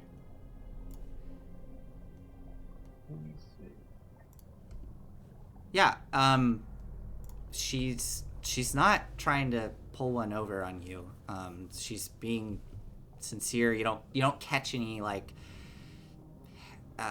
hesitation or like she's trying to hide something from you. All right, I'll give Brax a look and like a nod. Are we all right with this? And then I'll And look he's over at looking Volric. Others. Mm-hmm. Volric is down the hall, out of the room at the moment. Okay. I know Shifty's already like gone to do Shifty's scouting, swimming so off scouting. Yeah. he's gone. Yeah, really, we've got Aize and Aspen who can kind of give some sort of extra insight on this. Okay, so I'll look over at those guys. What was that, Aize? I've already assured you that Tritons are on the side of heroes. And if she has assured us that this, by the way, I'd like to examine that later. This creature is, will do her bidding, then I believe that it would prove to be a strong ally in our coming conflict. So yes, let the lionfish go. And I'm sorry, I'm only calling it that because it looks like a lionfish. A lion and a fish, right? You know. She chuckles and looks over. Yes, that's right. I've heard those in common refer to it as a sea lion. That's what I've at least heard your folk refer to them as. So may I let Molos out? Yeah, he'll unlock and toss the door open and step back as fast as possible. So and it starts to. Will say to Brax, "Do you have any rations? This creature's probably starving as well." I'm gonna swim up to the closest Sahuagin and kind of like push it towards the creature. Awesome. As you grab the Sahuagin, pulling it into the room, this massive sea lion starts to swim out into the room, pushing past you both. Duthine gently stroking it under the chin, and as you pull the Sahuagin body towards it, it grabs onto it and starts to tear into the body. And she goes, "Oh, very good, Molos. Thank you." Oh, you might want to clean that up again. Swims back a little bit. Yeah, no, Brax is going to step 10 feet from where that creature is right now. There's no way I'm staying that close. Okay. I don't feel like being neat. Are you getting as close as possible? Yeah, Aize, as you swim up next to Duthine, she just smiles looking at you and then looks back and continues to stroke it under the chin. This brings me so much joy to see Molos tearing into these Monsters. Oh, sorry, why are you all here? We're going to kill the big shark. What big shark? The two-headed one. The two-headed shark. Will you help us? Yes, I have my own reasons for going deeper within. Oh. I Well thought- then, we're on a mission because we're kind of like the vanguard of an attacking force to take down this fortress, but no one wants to deal with the beast outside, so we've been sent in to This- dispatch the creature. There's a bigger force. Oh yes, That's good. That's good. we have plenty of friends coming down. They all have water breathing, and those that don't can do fine underwater. But the big problem is finding the shark, killing the shark. Where is it? Do you know where it is? I'm look gonna at try and Chinyar. locate it. Should I do that now, guys? Well, I've seen parts of this fortress. If you know where it is, maybe I've seen it. You know where the temple is? Oh yes,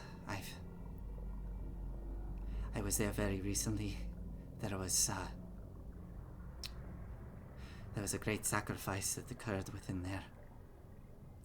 The other non-aquatic species were brought up top, and I was kept down here. I described the temple in detail. Yes, I do know where that is. I could. I just wanted to make sure in case there are two of them. I mean, we haven't explored the entire place. All right. But she can help us get closer. Remember, AZ, I can only detect it if it's 1,000 feet. We need to get closer. I suggest that we call Volric and Shifty back, as we have a guide. Is there any other Hold on. spells? I'll telepathically contact Volric. Okay. And I'll look at Aspen and say, Aspen, could you reach Shifty and let him know to come back? I can try. I think Shifty told me which way he was going. Yeah. So I will point. Oh, sorry. No. Go ahead. Go. I was gonna say I will point in that direction and cast message. All right. Man, can you make a perception check for me? Perception? Okay. Yeah, just this is because Shifty swam off in a direction. Come on. Okay, so you start to cast I was message. going to ask if I could assist her. How I was there when Shifty. That's true. Shifty So left. so go ahead, Aspen. You can or Chenyar, unless you want to roll the perception check. Chin, you roll. Oh, okay. I will roll perception. Okay. Fingers crossed.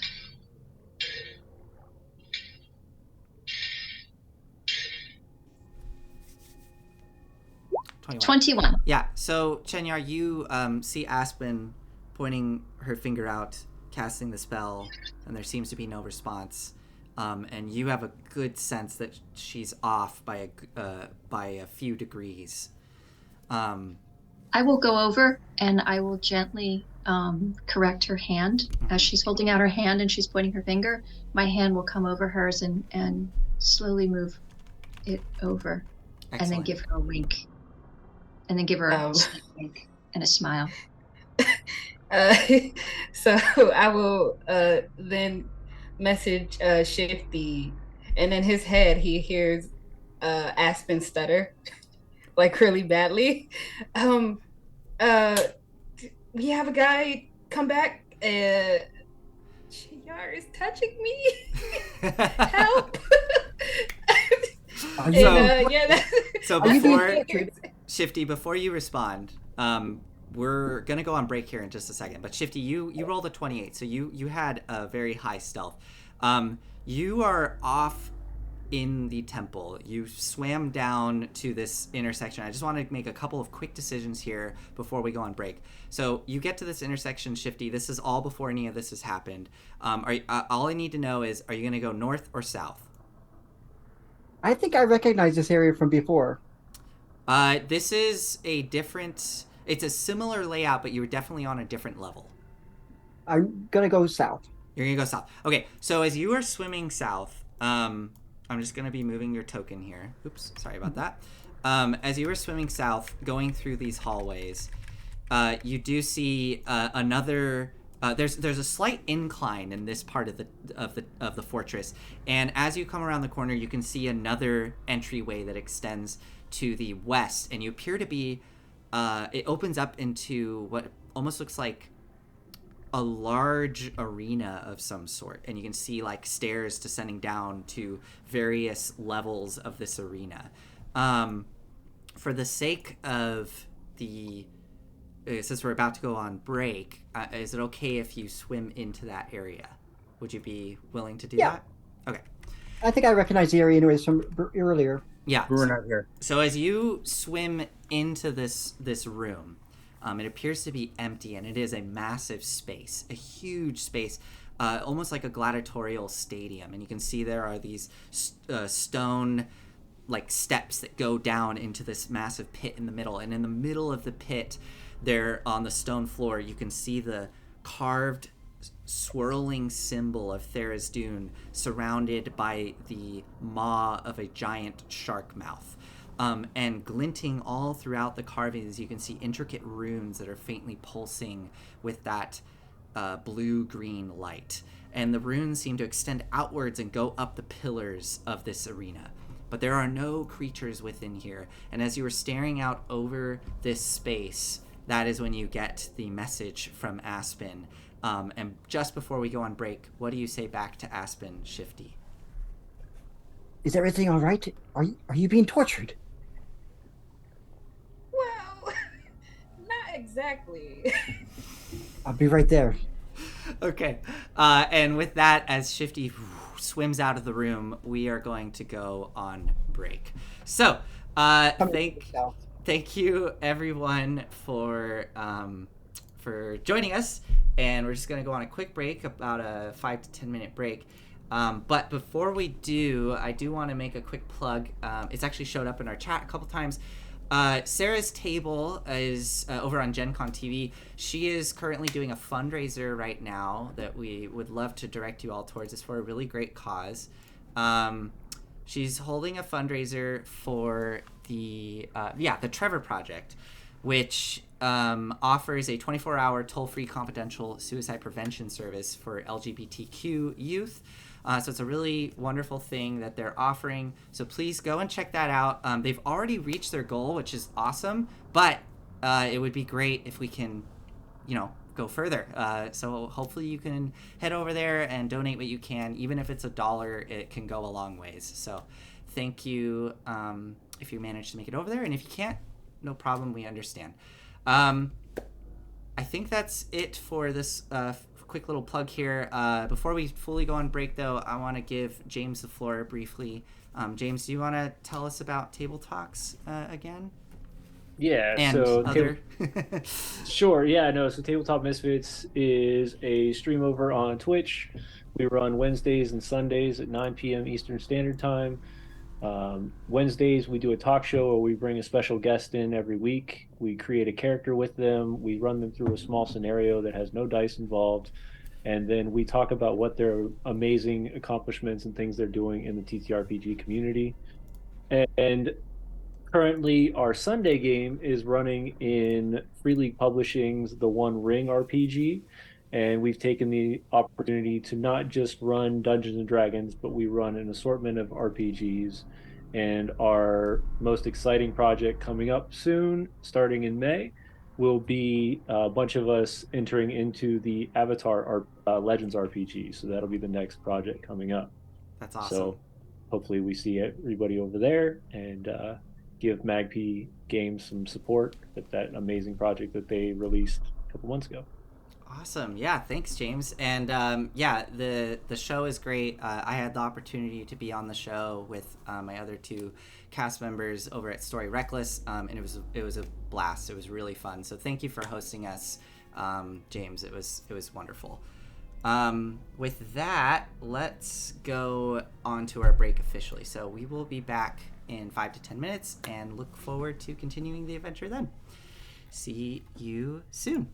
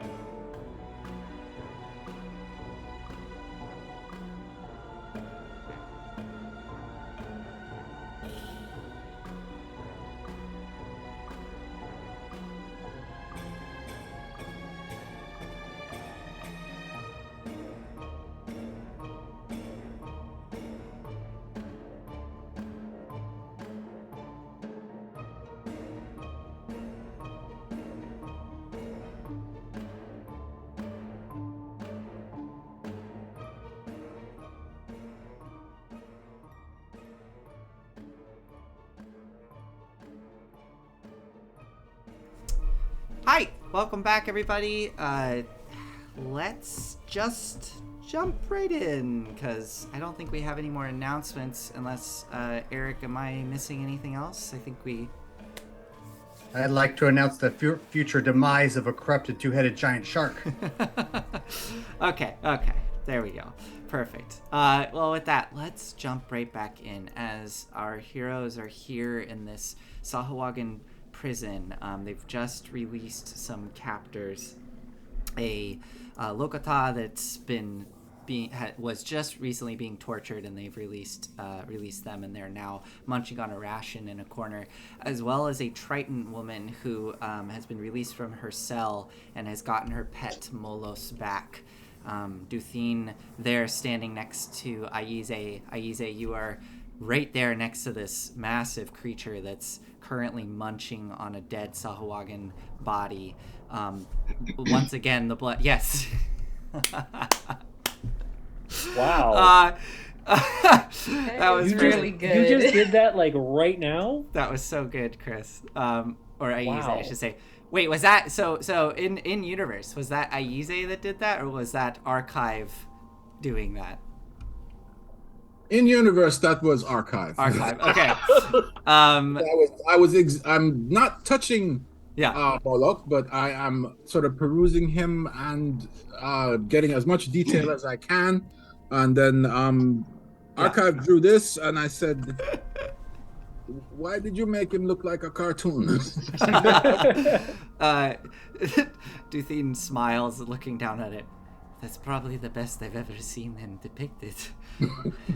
To be honest, it's the first time I've ever seen him be depicted like that. Remarkable.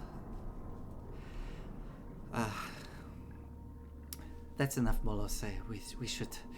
Come on, let it go. No, don't do that. Drop it. And he kind of drops the body and curls up next to her. All right. Are there any others? Not that I know of. They would have... He kind of peeks in some of the other cells just to kind of glance through. They're all empty. No other prisoners within here. What about the Lokatha's friend? Is he in one of those cells or no? So the cell that he went up to was the one with the giant dead eel that all the bodies have been put inside. So he seemed to be referring to that large eel that was within there.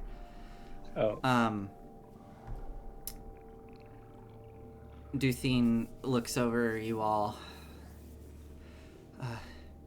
We probably should not waste any more time. I'd say at this point, Shifty, you're swimming back to rejoin everyone? I'm swimming from the south here, so I'm going to go across here. Okay, yeah.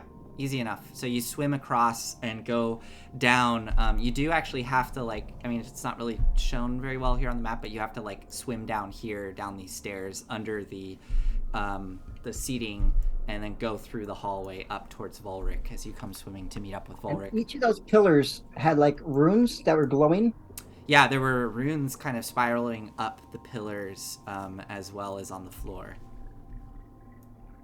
I'm going to... when we get to the group, I'll end up mentioning this to Volric. Yeah, so I'll say you come swimming up to the intersection there, and you see Volric standing guard. You're welcome to have a conversation. I just came down from there, and my hairs are... The symbol, it's the symbol we've seen. It's surrounded by the jaw of a shark, and there's these runes. Perhaps you know the room looked empty, but maybe you would know this. But man, it's really weird. The runes are glowing. Maybe that's where it's getting us power.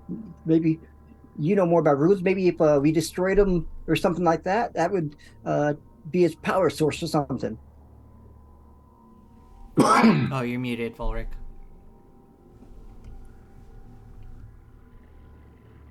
Apparently he lost his room for his voice. Volric, your voice isn't working? Oh no.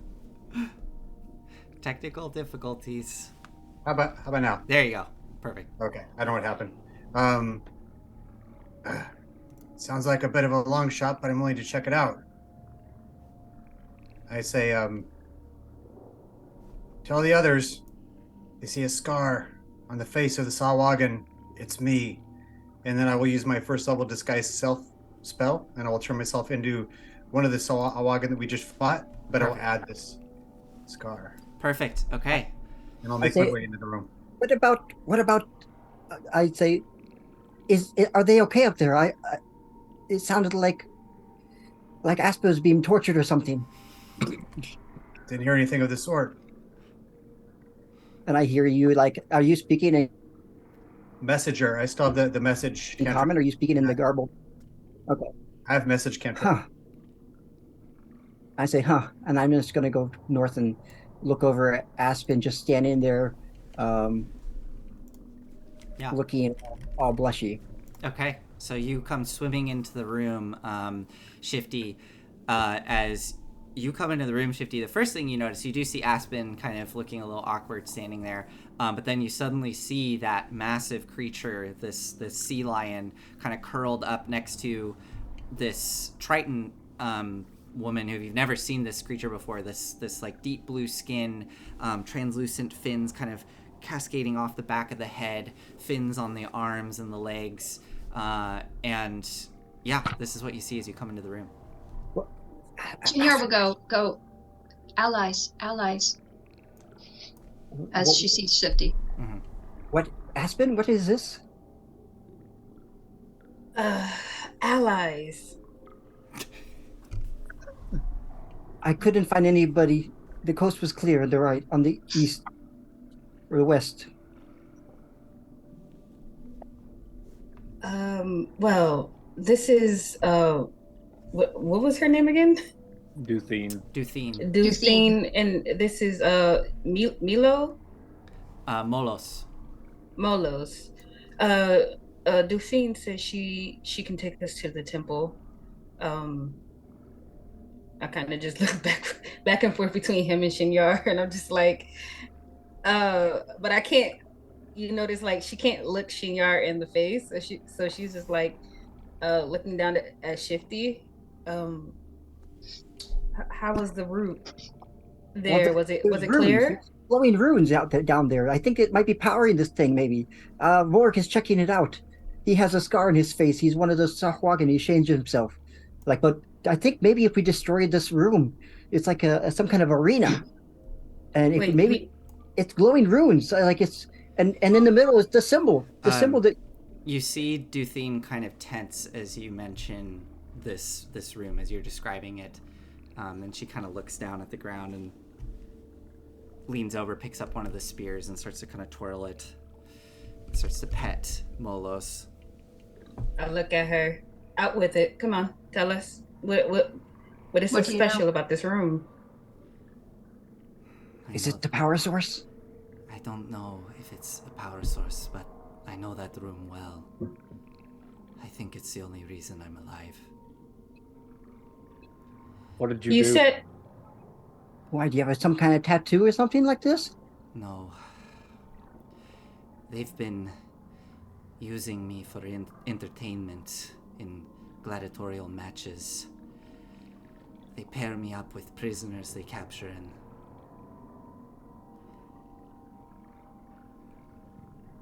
Huh. I've killed many that I'm not proud of. That's not your fault. I could have let them take my life instead of taking theirs. Well, let's go kill some more. Do you know where they are? Do you know how to defeat this? Do you know how we can hit them hard? We have people waiting up top. There's one that I know of, that I've seen watching the matches with that gleeful, tooth-filled smile. One of the leaders. Yes, He had 4 arms that's and the 2 one. legs. What color was he? Because there's 2 of them. The one that I see most often. I believe they refer to him as Baron Kepmak. He has light blue skin with tiger fish stripes. Oh, that must be See. quite. That must be You quite. can take us to him. I think I know roughly where the throne room is. I've never quite That is been not there. our target. That's not your target. I can lead you to the temple. I would like to go on alone after that one. He was there when... All right, let the games begin. May I recommend was- that what? you? May I recommend that you come with us to take down their god monster, and then we will help you kill the Baron. Avenge. We will help you avenge the lives that you were forced to take. Don't let that death be in vain. You can avenge all of those that you did not wish to kill by Not to destroying mention- this other creature. Not to mention, if you go alone, it may not go well for you. It won't. I need of the three of you, I need one of you to make a persuasion check. You can either make it with Not it. advantage. Not it very easy. So either Brox or Chenyar. You can make Can it with Can we give advantage to Aize, who is going to make the check by our... Anybody can conceding take to his advantage on argument? this. And I guess, Aspen, you're in the room as well. So who would like to make this persuasion check that's in the room? I can make the persuasion check. Okay. I do have a question for her. Yeah, so if you're going to make the persuasion check, I would like you to say, what is your kind of final plea towards her? Listen, oh man, I'm gonna mess up her name. Can you tell me one more time? Duthine. Duthine. I don't know who you lost or, what you endured in here, but it's better to have comrades, people that understand what you went through. We're What? willing to help you if you are willing to help us. Go ahead and make that persuasion roll with advantage. Okay. Persuasion. 28. Mhm. That's okay. Yes, okay. We will stick together. But know that if I see him, that's who I'm going for. And I'll be right next to you. She looks and locks eyes with you. Your archive is wild. That's... I'm doing my best. I don't have eyes, you know. I am able to see. All right. She locks eyes. She locks eyes with you, Brox. Do you know this one? I do.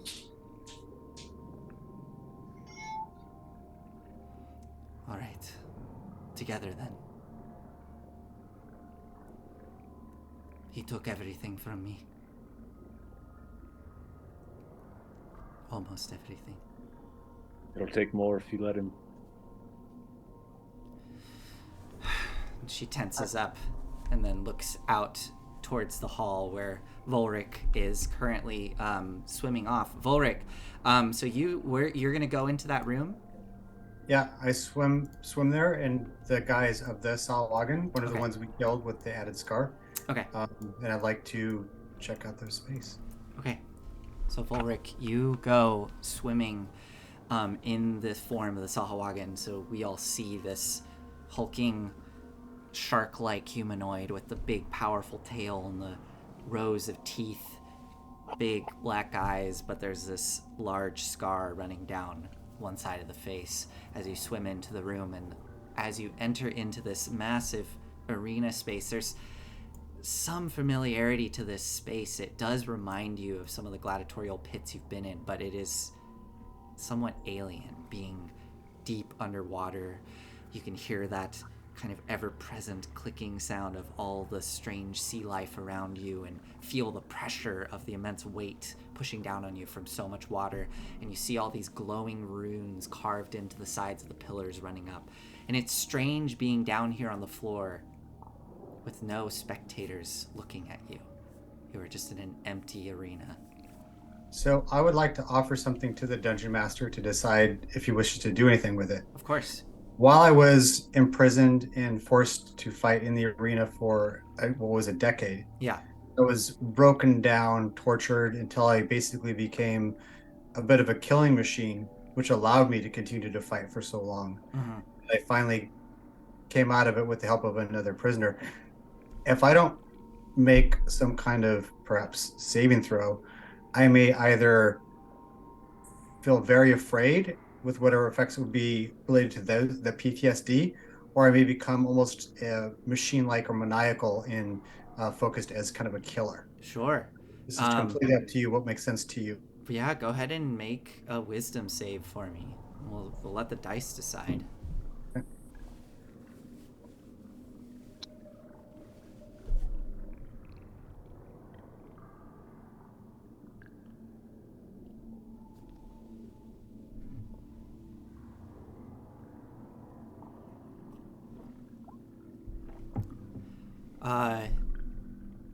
Yeah, you are being flooded with memories of your time in the arenas.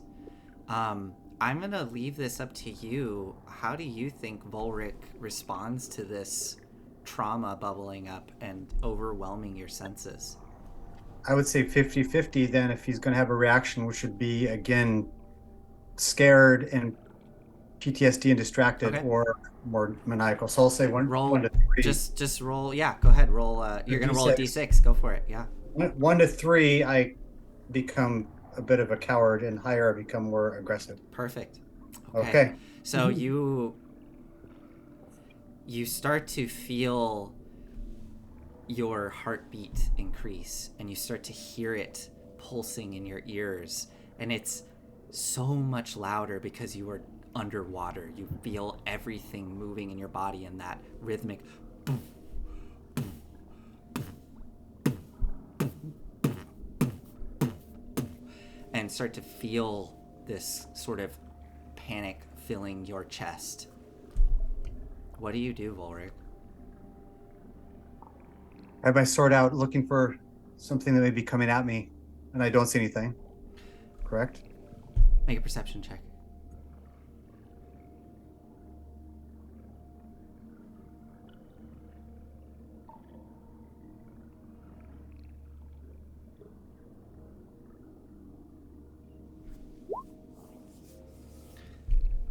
You look into the dark corners of this room. Behind the pillars, you can see the pulsing of the runes, and then you feel the hairs of your neck stand up, and as you wheel around, you see flashing teeth and claws as a Sahuagin lunges towards you. What do?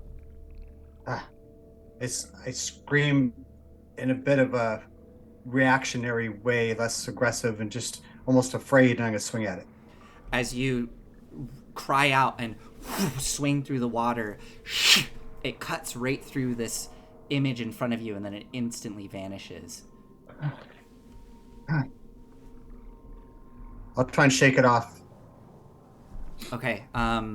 Make one more wisdom saving throw for me, as you start to hear almost echoing cries burbling up in your mind,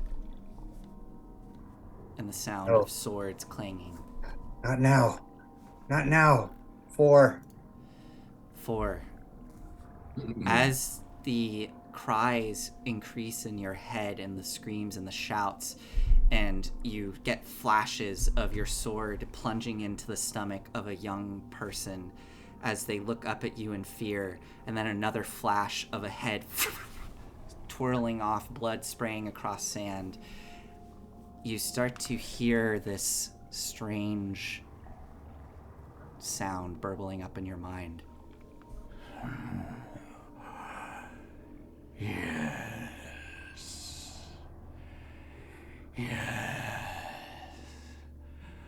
This is wonderful.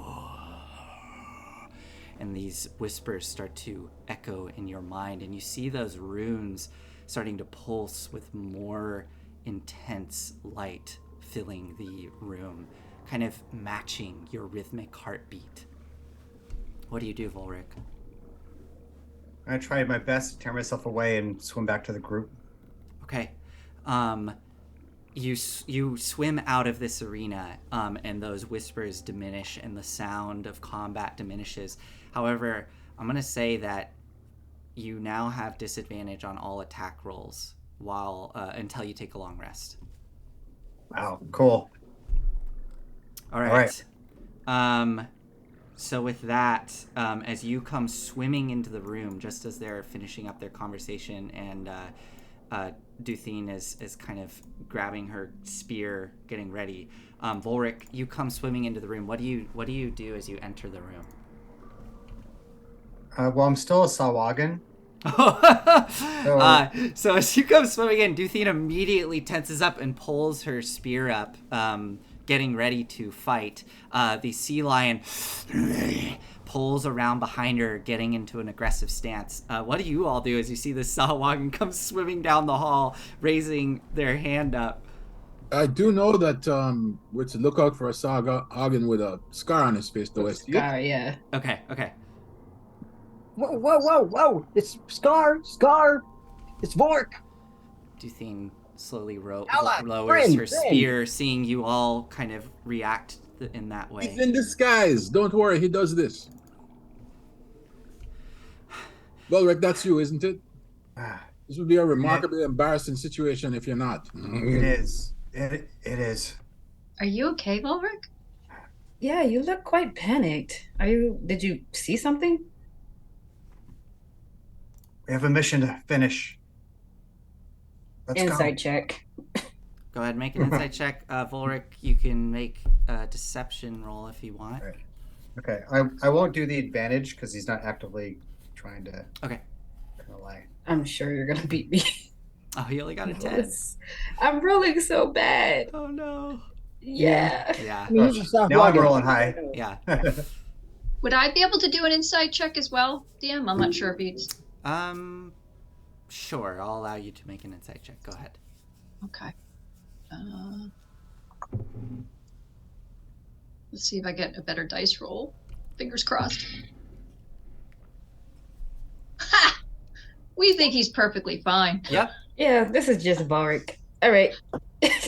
He's just so weird. What did you find out about those runes? We have a mission to accomplish. Let's go. So, Are you rushing I us? want Aize to look at them. Maybe he can dispel them or something. The longer we're here, the longer there's a chance that we're found out. Let's go. Do we know where it is? I can lead you there. Thank you, Duthine. I'm going to take a health potion because I have a small scratch and I don't want to Okay. get bloodlust on me. Okay. So, before you all leave this room and follow her, is there any final things before leaving this room? I'm gonna cast Alter Self on myself Okay. and take Lokata form. Okay, awesome. And yeah, the Lokata will. Lokata. I don't know how it's pronounced. I'm just going with the way I think. Oh, we're guessing. Yeah. Okay. Yeah, I'm we're taking guessing. the local fish farm. The local fish. The Lokata will take Chenyar's advice and will go and wait out in the rift, the crack that you entered through.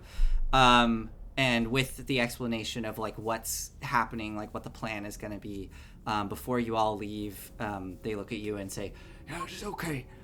When I hear things getting bad up top or down here, I'll make my escape. so they'll wait out there. So do I have aquatic?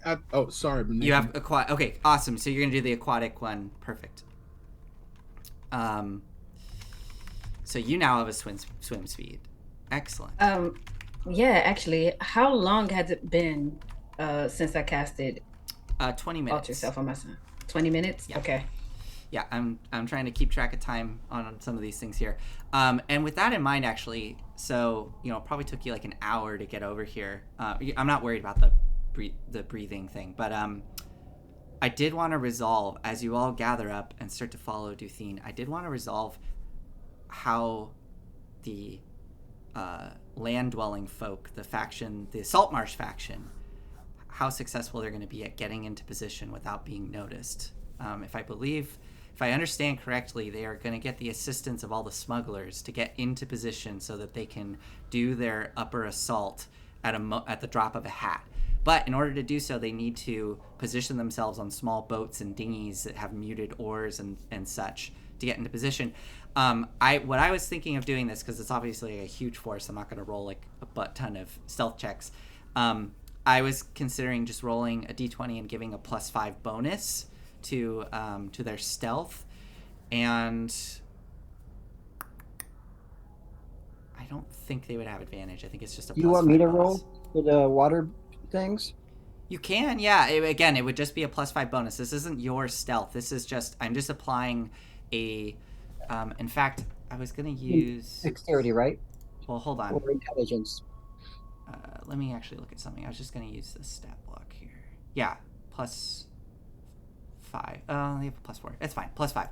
So just roll a d20 and add a +5, and this is to represent how effective the forces above can get into position without being noticed. This could change. This could change things depending on what happens here. Okay, I got an 8 + 5. 8 + 5. Okay, let me. 13. 13. Oh, that is close. Let me check something. Ooh, yeah, I should have rolled the water boats in.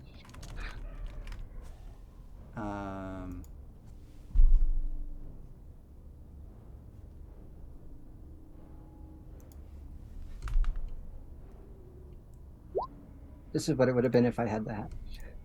Oh, well, yeah, I mean, this is not your bonus. This is the abstract representation of all the other ones. Oh, I do need to mark off something as well. Let's see. You have... That's right. You actually have... by the way, there's that little mini game of victory points, and for every Sahuagin that you kill, depending on what rank they are, you get different point levels. So I'm marking off 3 of those ones that you just killed. Okay, you got a 13. Mm-hmm. Okay. So, hopefully they did well. Whew. Okay. Passive perception. So as you all get into position and Duthine starts to lead the way, she'll have Molos. Molos is so big. She's gonna have Molos.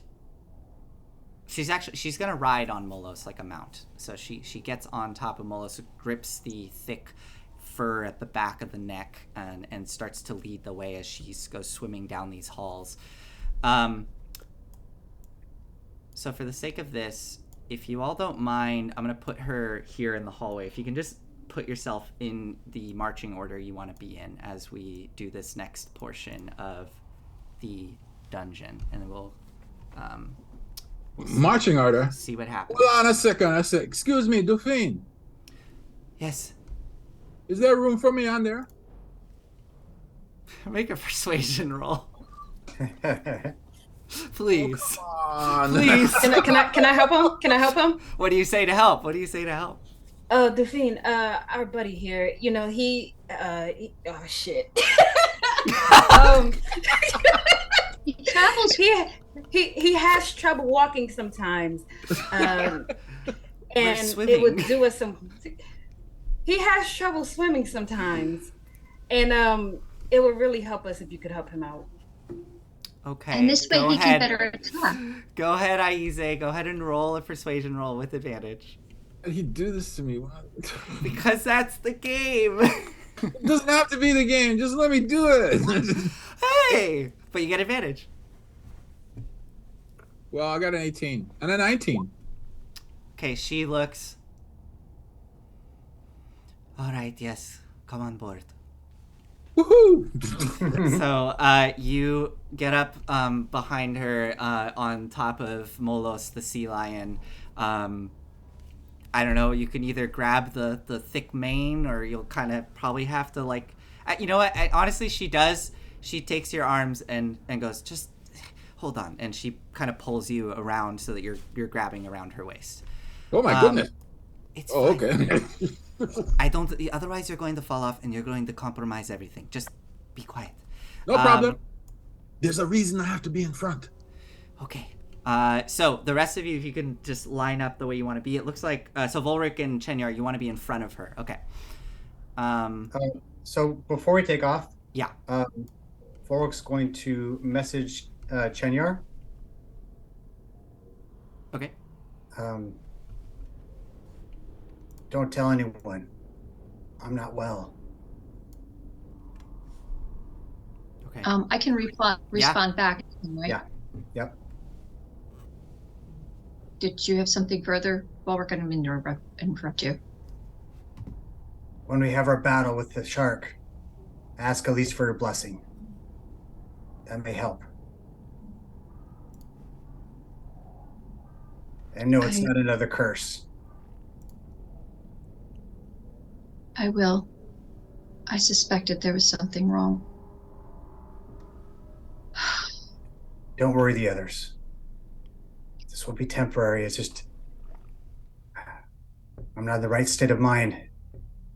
We have no choice but to move on. Agreed. Be careful, Volric. I appreciate you.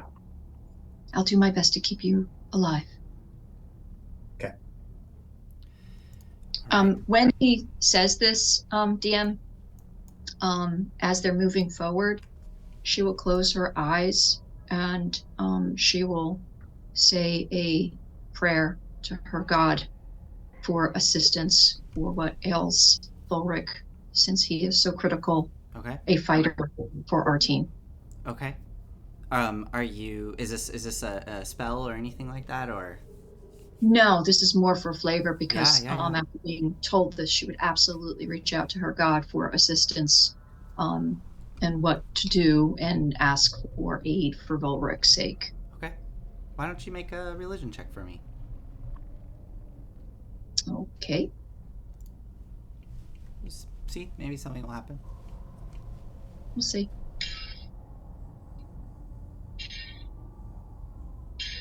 Nothing happens. Okay. As you Your God ignores you. As you focus in and pray to your god, you feel the momentum of the group starting to move forward as Duthine leads everyone. You and Volric kind of out in front. She points with her spear the direction that you need to go, and holds a finger up to her mouth in a quiet position. She immediately leads you off to the west down the hall, and you end up swimming through the strange Sahuagin halls that you've become familiar with, kind of bending your way around, going northward. When you get to about here, I need everybody to make stealth rolls for me when you get to Okay, here. and also I think that Chenyar would want Shifty to be kind of scouting as we're moving ahead, so she might like. That's up to Shifty. If Shifty wants to do that, Shifty can. Shifty? Do you want to do that? Yeah, I can definitely do that. Since I thought the lion and tiger shark thing was going to be leading, but if it's not and it's just pointing the way, I'm going to go ahead if I can. Yeah, I mean, she's letting folks go ahead, but you have to kind of stop at each intersection, and she kind of gestures with her spear. So let's see what we got here for stealth. Since I'm at advantage. Sorry, you are at advantage? I said unless I'm at advantage. I No. got a 6. Unless you have something I don't know about, I don't think you would be at advantage. Okay, what do we got here? We got a 16 for Shifty, 17, 21, 7 for Brax. Oh, I'm sorry, Brax. And a 4 for Chenyar. And Volric, what did you get? So I'm not going to try and stealth. I would like to use my action for perception. Ah, okay. So that way, hopefully, I can hear somebody come in or. Yeah, go ahead and make a perception roll. Okay, 19. We'll resolve that in a minute. But basically, when you get to this point, as Duthine's kind of leading you through the halls, you can see there's an archway that leads back to the east, and she kind of slows everyone down and goes, "We have to be very quiet going past here. They keep their pets in there. So regardless, Volric, I will need you to either roll stealth, or if you want, or just automatically fail it. or if you want to do something else to get by. If you have another idea, you can do that. Actually, I do. Okay. I'm gonna message the group and say, let me go first and past you. Okay. Because I'm going to give him guidance. Guidance. Okay. Okay. Oh, Cool. great, because you look like a Sahuagin. Okay, so go ahead and make a deception check then if you're going to swim past. Okay.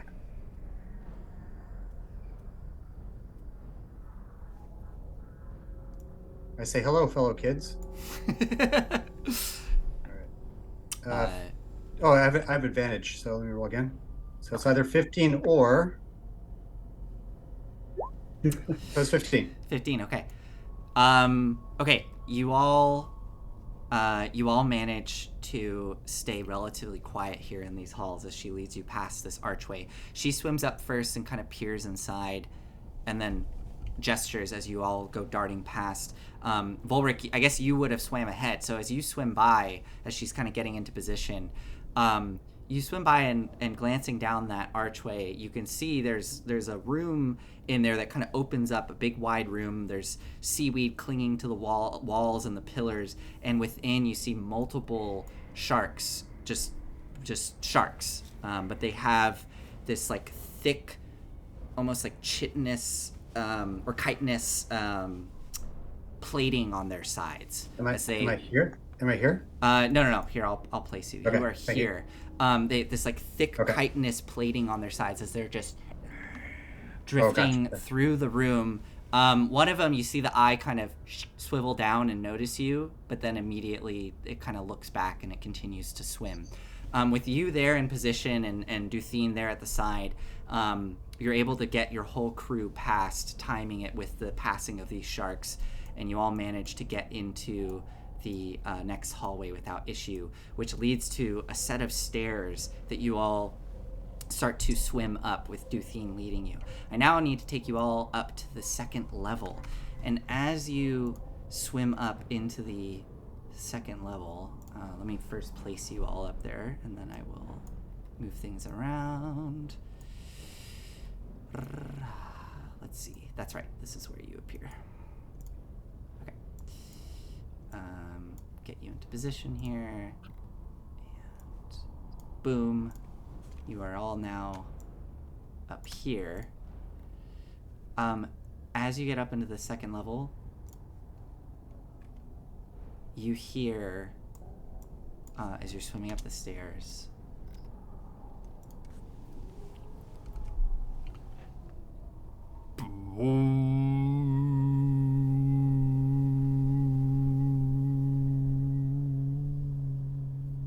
I'll turn back. It is a low, rumbling horn, bassy, that carries throughout the entire Stronghold complex. And those of you with a higher passive perception of... Does anybody have a higher passive of 15? 15 or higher? Anybody? I do. You do. Okay, so just Chenyar, I do too. Chenyar and Volric? I have Okay. 16, yeah. So Chenyar and Volric, you start to hear deep within the fortress the kind of low clicking and murmuring of multiple creatures starting to stir and move. And then again, that horn reverberating throughout. What do you all do as you come up to the top of the stairs here? You see Duthine tensing up, looking around. What do you all do? I messaged. Well, first Aize raised Go ahead, buddy. his hand. Excuse me, sir. Do we recognize the area? So coming up here, let me think. Did anybody go up this way? I don't think anybody came up this way. So you don't recognize this hallway. If we are where I think we are, then we need to go right. Yes, right. You can see the because you have the thing. Well, Duthine immediately looks back to all of you, and she says, "Is the attack starting?" I suspect that they weren't as stealthy as they thought they were going to be. I recommend that we make haste to the temple. Okay. We need to intercept that creature. This way. And she points south and starts to swim with speed southward. Do you all follow? Yeah. Yes. Shouldn't we warn them up top? I mean, they're discovered, so Shifty can just let them know with the stone. Am I able to That's a good idea.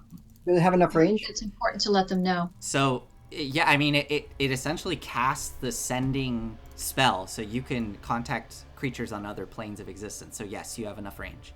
But it only works once, right? It only works It only once. works once. So Do you want to? Do you want to use it? I wouldn't do it.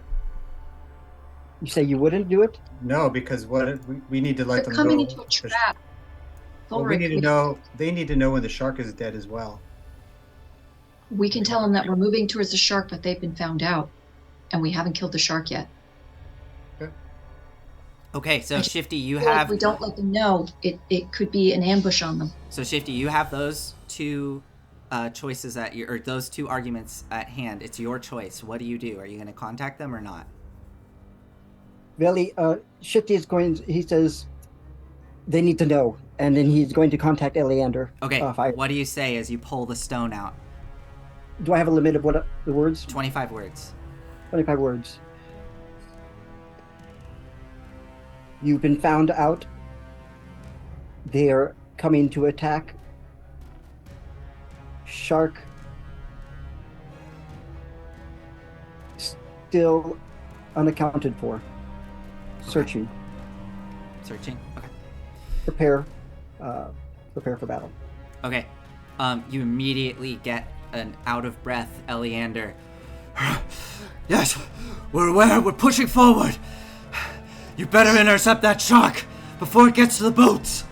That is what you hear. So with that, you do you all follow Duthine as she starts to kick up the tail of the sea lion, trying to swim southward?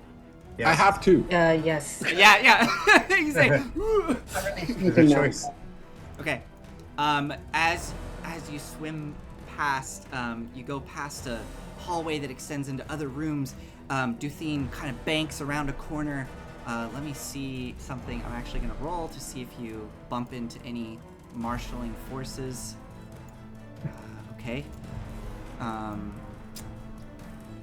see here. Where are we? Oh, there we are. I would be towards the front. We're this way? Okay. You actually let me do it this way. I forgot that's what they do over here.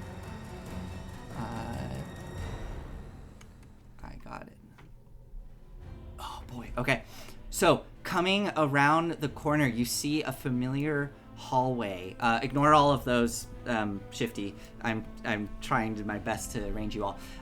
You come around the corner and see a familiar hallway. Down at the end, you recognize the entryway to the temple. And as you come around the corner, immediately you hear the sound from within the room that you're passing of multiple arms being grabbed, clinking of metal, and the harsh sound of all the Sahuagin. And swimming from around the corner, Aize, you see two Sahuagin come swimming around the corner. They seem to be the first to have activated as they have their spears at the ready. And as they come around and see you, they... what do you do, Aize?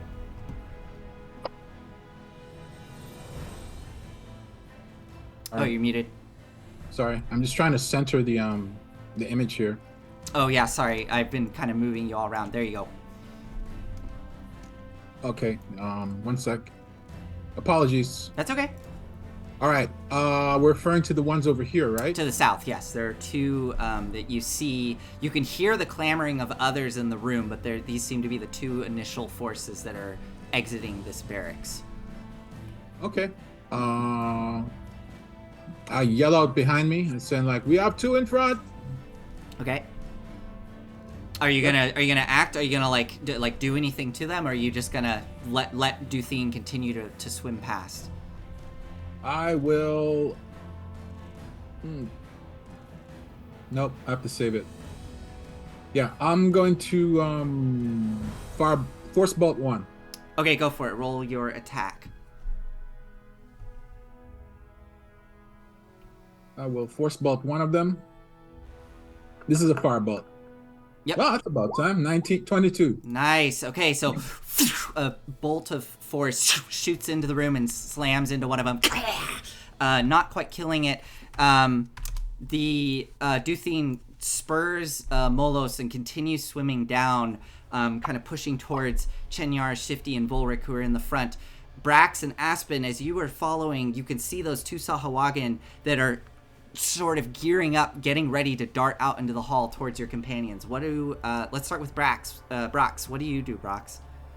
And that's just an archway, or is there? Yeah, it's just an archway. Any way I can collapse the archway? Whew, what do you have at your disposal? A really, really, really heavy fist. Oh man, are your fists are considered magical, aren't they? Yes, they are. And lethal weapons. And lethal weapons, yeah. Okay, if you want, you can Actually, yeah. It's gonna be a little ridiculous, but we'll see if it'll let me do it. I'm going to anybody. I guess Aspen would be the only one that would see it. Mm-hmm. On both sides, on the undercarriage or the under part of my forearm, there are what looks like 2 snake bites or fangs on each side, and I'm going to rub them together, and they're going to glow. And 2 ethereal Hydra arms or Hydra heads are going to come out, grab the top of the archway, and try to break it. Hell yeah. Okay. So I would. Oh man, you can use this. What is your power? What do you usually use as a monk? Is it dexterity? It's dexterity. Okay. You know what? Just do an attack roll. We'll do it that way. So make an attack roll, and yeah, and I have a DC set to do this. It's gonna be hard, but this is awesome. I really hope this works. Just a killer armpits. Just a 12. Oh no! Okay, so unfortunately the Hydra heads latch on to the stone and start to pull, and you see cracks form in the stone. It's not quite breaking. Aspen, you're ahead of the group. So Aspen, what do you do do you do anything to react to this? Can I I'm gonna yeah, I do want to do that. I'm gonna say to Brax, try it again, and I'm gonna twin cast guidance on the 2 Hydra heads. Nice. If I can, if you'll allow that. Yeah, for the sake of this, because this is just like a quick sort of like chase as you're trying to get to the temple. Go ahead, Brox, and yeah, we'll just keep it to the same. Well, now that the Hydra heads are attached, man. Are they attached to you? Yeah, I would say this would be an athletics check with advantage, and you get to add the d4s. Okay. So. Okay. 19. And the d4. I guess you get to use. Can you do that? Can you stack guidance? Because you twin spelled it? I thought they were separate. Creatures. That's why. If it's I see. Then no, just the 1d4. Yeah. Yeah. So 21. 21. Okay.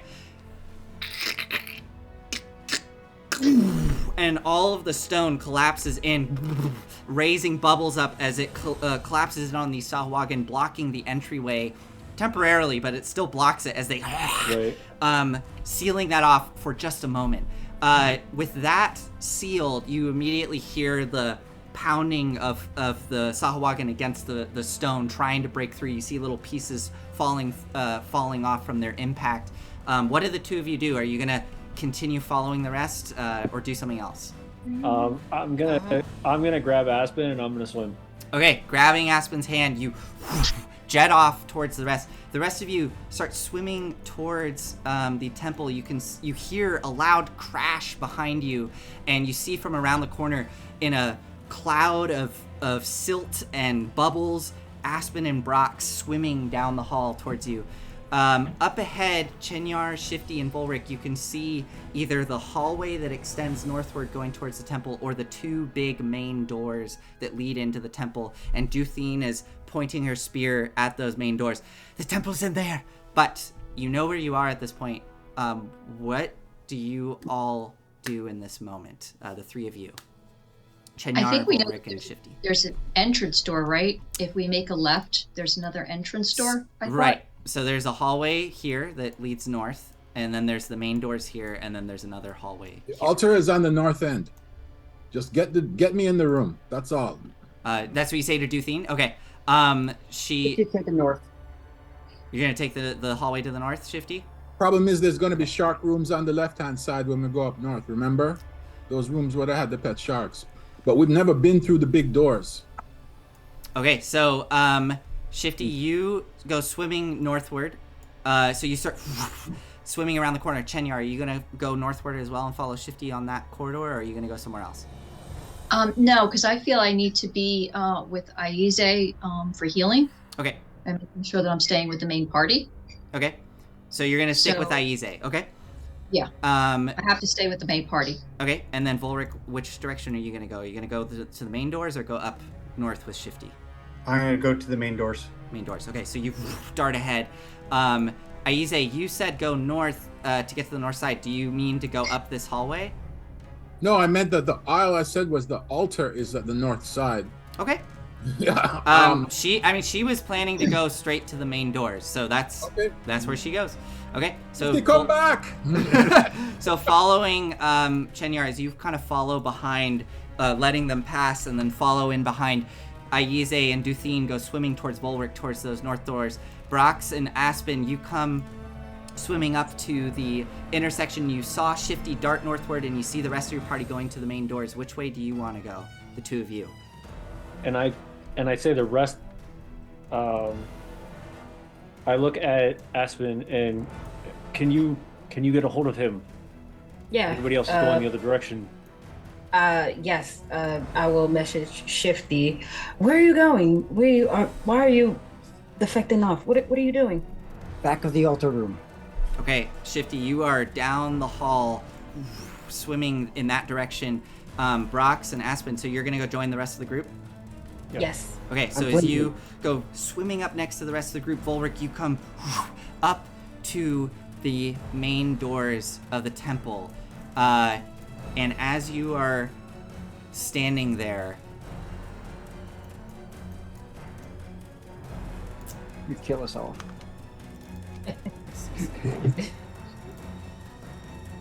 I look at Aspen and I just so as you come swimming up, sorry, I wasn't ready.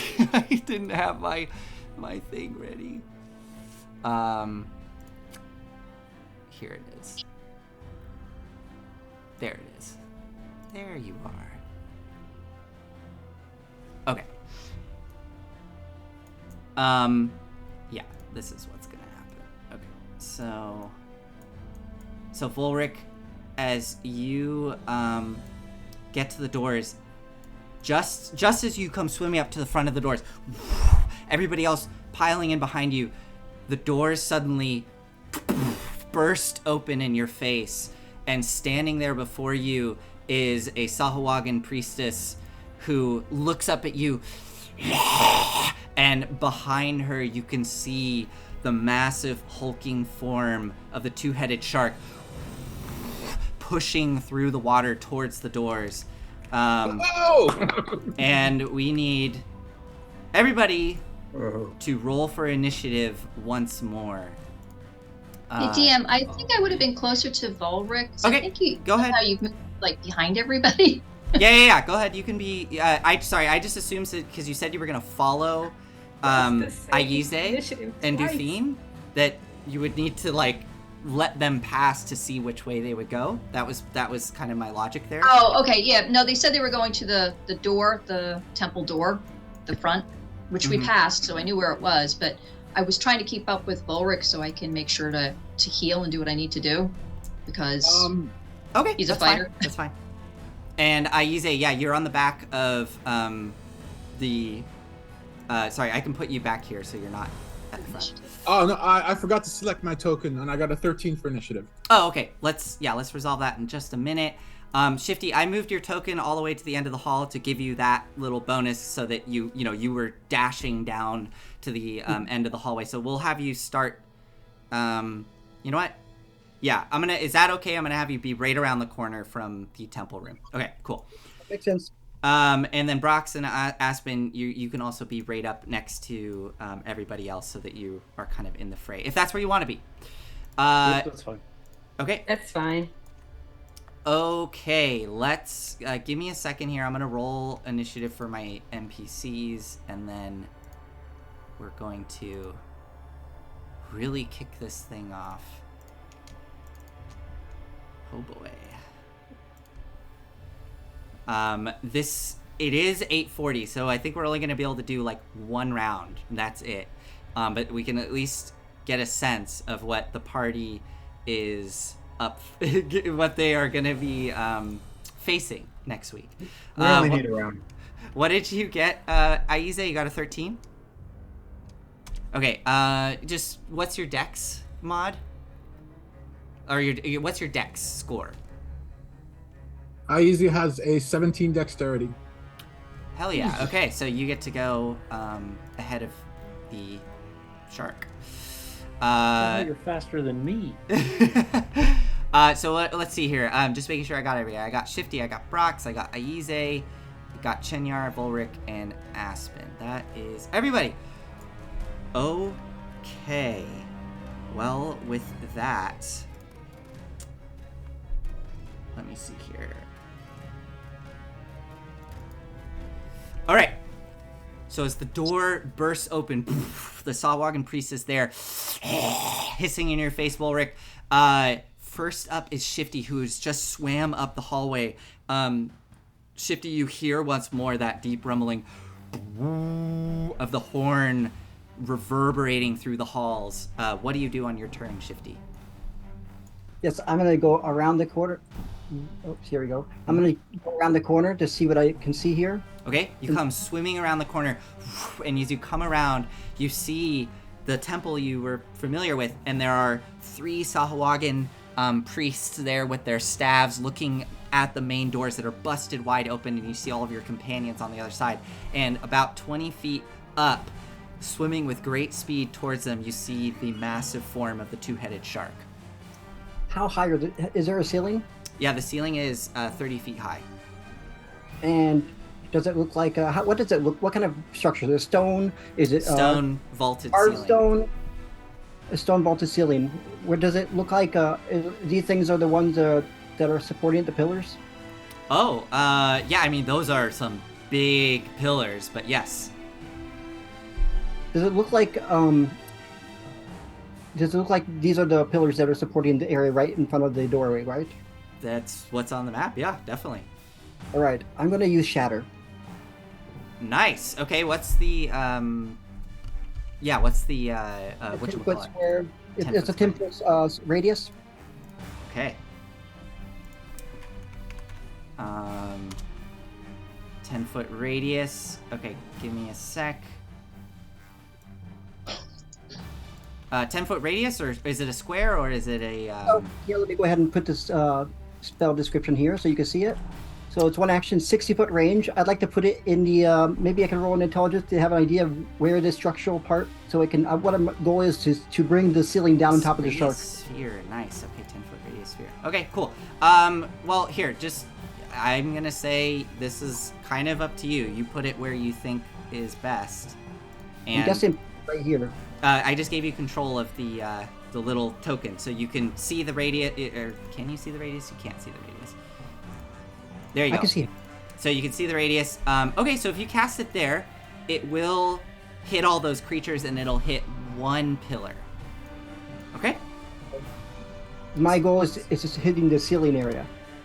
Oh, you want to do it? So you want to do it up, up in the ceiling. Bring rocks down on top of them. Awesome. Okay. Because those could do a lot more damage than I think my Shatter can. Okay. Awesome. So. Excellent. And Shatter does like double damage to yes, objects. It does. Exactly, it does. Okay, go ahead and roll damage. I am gonna roll a save for. I rolled a 19 plus 15 sneak. Do you get sneak attack with shatter? Probably not. I mean, unless you're But an it arcane is- trickster, but I don't know if arcane tricksters get sneak attack with No, I don't think it does. But it's a 19 thunder. 19 thunder. Okay. So 30. And what kind of save is it? A con save? It would be a con save 13. Con save 13. Okay, so let me roll for Big Shark Boy. Oh, roll a I'm- natural 1. Okay. Yes, that's double damage, triple damage, is it now? No. Okay, so sorry. You rolled a how much damage again? It was 19 damage. With the 19. Okay. Are they going to use? No, they will take the damage. Okay, so 19 damage as it, and then the ceiling up top for 19 damage. We'll say, go ahead and roll 2d6 as stone starts to collapse out of the ceiling down onto the shark. Oh man. Okay.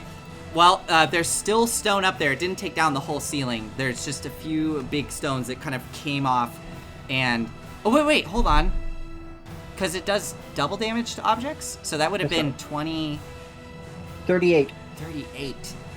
My God. Roll an additional 2d6.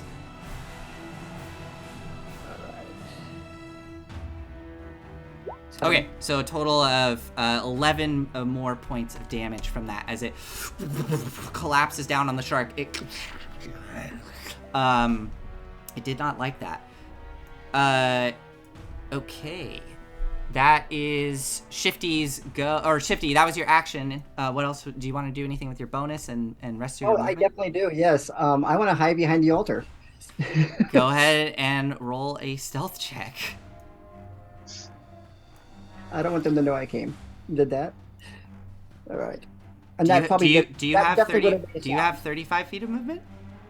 I have 30 feet of movement. Okay, so you're there. Okay, go ahead. What did you get for your stealth? I got a... Oh, that's pretty bad. What'd you get? A 12. Unless I'm advantaged, then it's 26. No. Okay, you got a 12. Okay, good to know. You feel decently hidden. Okay. With that, it is Brock's. It is your turn. What do you do? All right. So, one question is, has it been a minute since we've advanced from breaking the archway to this moment? No. This is all happening very fast. I'd say it's been. I'll give you. I'll give you 6 more rounds of your arms. Heck yes. All right, we're so going anime style on this one, man. I'm going to swim because I can. And you said it's what, 30 feet ceilings? 30-foot ceiling, and the shark is 20 feet up. All right, but I can swim. But I have a swim speed of 45. Yep. Can I get within 15 feet of the shark? Can you get within 15 feet of the shark? That is an excellent question. I don't know. Just geometry. It is. I was gonna say. Yeah, it's 45 geometry's feet. pretty rough. It's 45 feet away, but it is a size huge creature. So I'm just gonna say, for the sake of simplicity, yes, you can get right up under it, under the 2 massive heads, if you would like to. Okay. Did any of these dudes get crushed by my giant blocks that fell down? Oh yeah. That's a good point. Yeah. Okay. Sure. I am gonna give them both dex saves and see if they take half damage or not. We'll just do your spell save DC, which they both fail. So, how much damage did you roll on the d6s? It was. 19? Oh, the d6 was 7. It was 7 plus 4, so that's 11.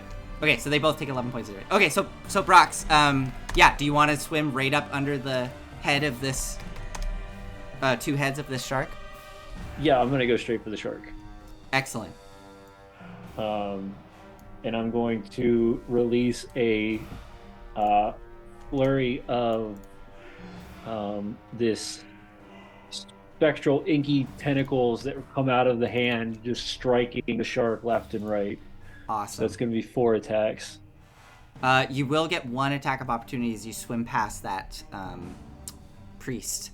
So Okay. they're gonna slash out with their claws, and they miss with a 10 as you go over their head. Yep.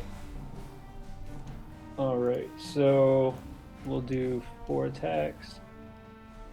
And so you're right up under it like this, right? Yep. Okay, cool. So it's gonna be 15 for the first one. 15 misses. As you are right up under this thing, you can see that it has similar chitinous plates coming off of its underbelly and like on the top of its head.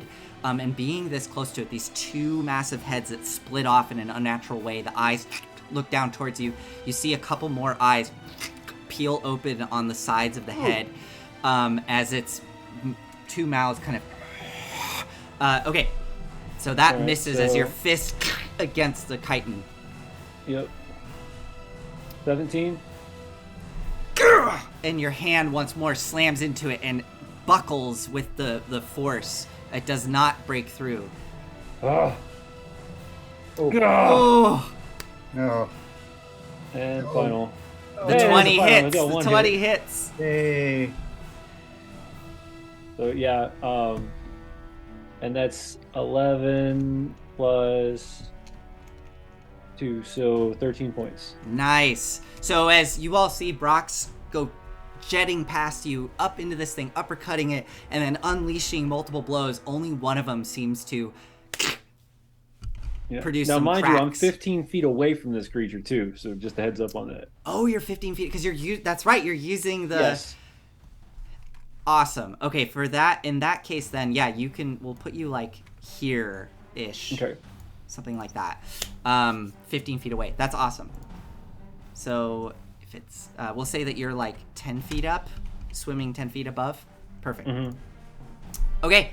Anything else for you, Brox? Don't believe so. I've burned everything I can do for this round, so. Okay. That takes us to, well, actually, at the, I'm gonna wait. Do I wait? Yeah, I'm gonna wait. Okay, that takes us to Aize. I'm casting through archive. Oh, okay.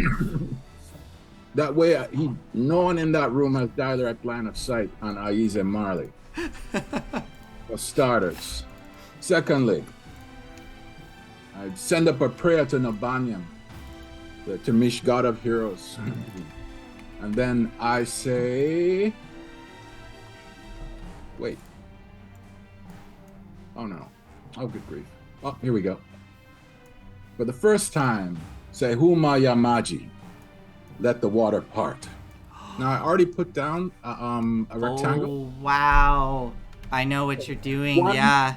100 by 100 foot cubic feet. Oh my goodness. So I'm including the corridor that we're in, Okay. and as well as, I measured, how tall is the ceiling? 30 foot ceiling. Okay, then I should be able to get everything, because the room is only 115 feet long Okay.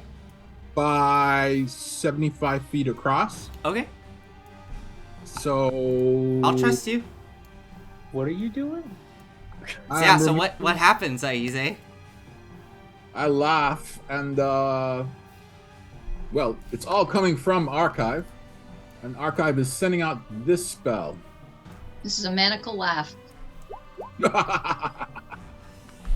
This And the is effect that is being created control water. is Okay. Oh my gosh. heart water. Heart water, Cause the okay. water in the area to move apart and create a trench. The trench extends across the spell's area. Separate waters form a wall to either side. The trench remains until the spell ends, or you choose a different effect. The water will slowly fill the room if I turn the spell off. Excellent. Okay, so as you are, Archive starts to go, and the water parts in the room, slamming into the walls, and now there's just this really thin, like blade of water that's pressed up against the walls as it's been parted. And Brox, I need you to make an acrobatics check. Do you have slow fall? I do have slow fall. Okay, so you're actually fine. with slow focus. It's only 10 feet for you. So you just Okay. drop down without issue. But this shark, which is Drop 30 feet. it's 20 feet up. It Yes. comes plummeting down and slams into the stone. It'll take 2d6 bludgeoning damage, falling 20 feet. Oh, I'll roll that. Yeah, go for That's it. Go what for I'm it. talking about. You can hear that shifty Okay. from the back of the room. That's what I'm 7 talking about. 7 points of damage as it slams into the ground. All the water is gone in this area. You are all now walking. It is such a strange sight. There's just water dripping everywhere. And this shark is now down on the ground. It has been beached. Is there anything else for you, Aize? I chuckle, and then Oh, I forgot to roll. I've been waiting to do this Forgot to roll for DC. quite a while. But other than that, no. I am absolutely not sticking my nose in that room. Okay. So that is one of the uses of Archive's ability to as my spotter. Excellent. At the end of your turn, the shark is going to use 2 of its legendary actions as you see as you land Brox and then look up at it, its 2 mouths.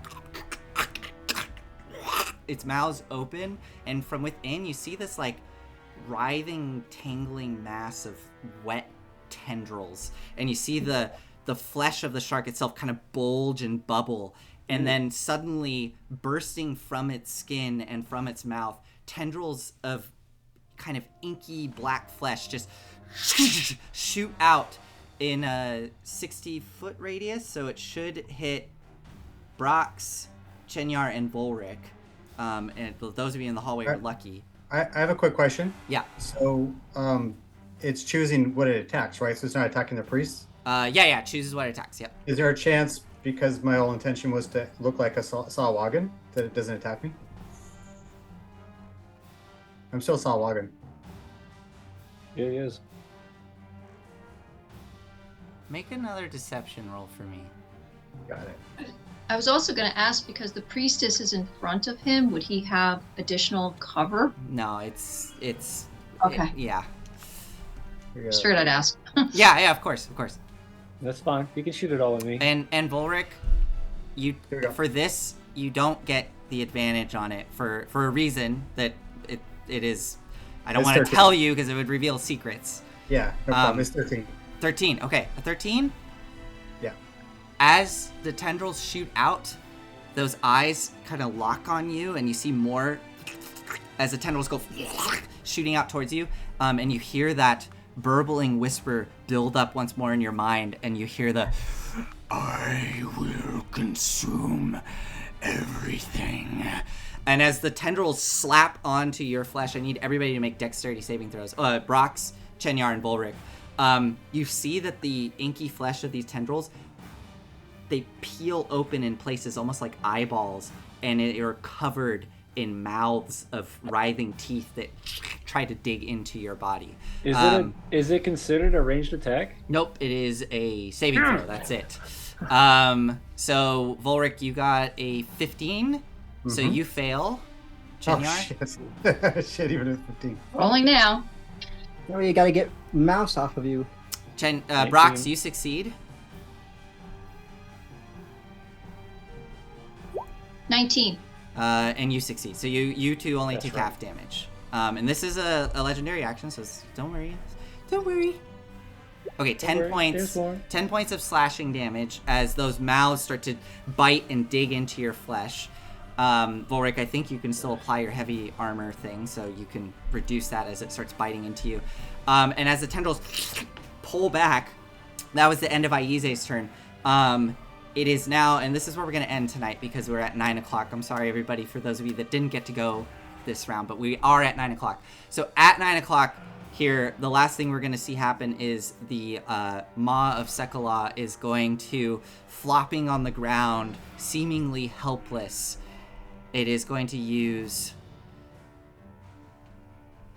Entropic Whale. Oh, you know what? I just realized. Oh, hell yeah. Oh, Hold I up. don't take any damage either. Heads up on that one. Nice. You know what I realized, actually? I had the wrong radius. Hell yeah. Those tendrils shoot around the corner, so I actually do need Aize and Aspen and Duthine and the Sea Lion, as well as Shifty, to all make dex saves, because it is a 60-foot radius, which is... Hold on, let me read the wording of it, because maybe there's something about each creature of What its about choosing. Okay. I will say that for the sake of this, Aize and Aspen and Duthine and the Sea Lion are actually okay because it can't see you. It doesn't actually know you're there yet. So Shifty, you rolled not a high enough stealth, so it does know you're there. So go ahead and roll that dex save for me. Use evasion. Yeah, if you succeed, you will not take any damage. Okay, so on its turn, while we wait for Shifty to do that, it's going to use Entropic Whale, which 30-foot radius gets Brox, Chenyar, and Volric. Shifty, you succeed. You dodge out of the way of the tendrils whipping past you. And Chenyar, Brox, and Volric, I need you all to make a wisdom saving throw for me, please.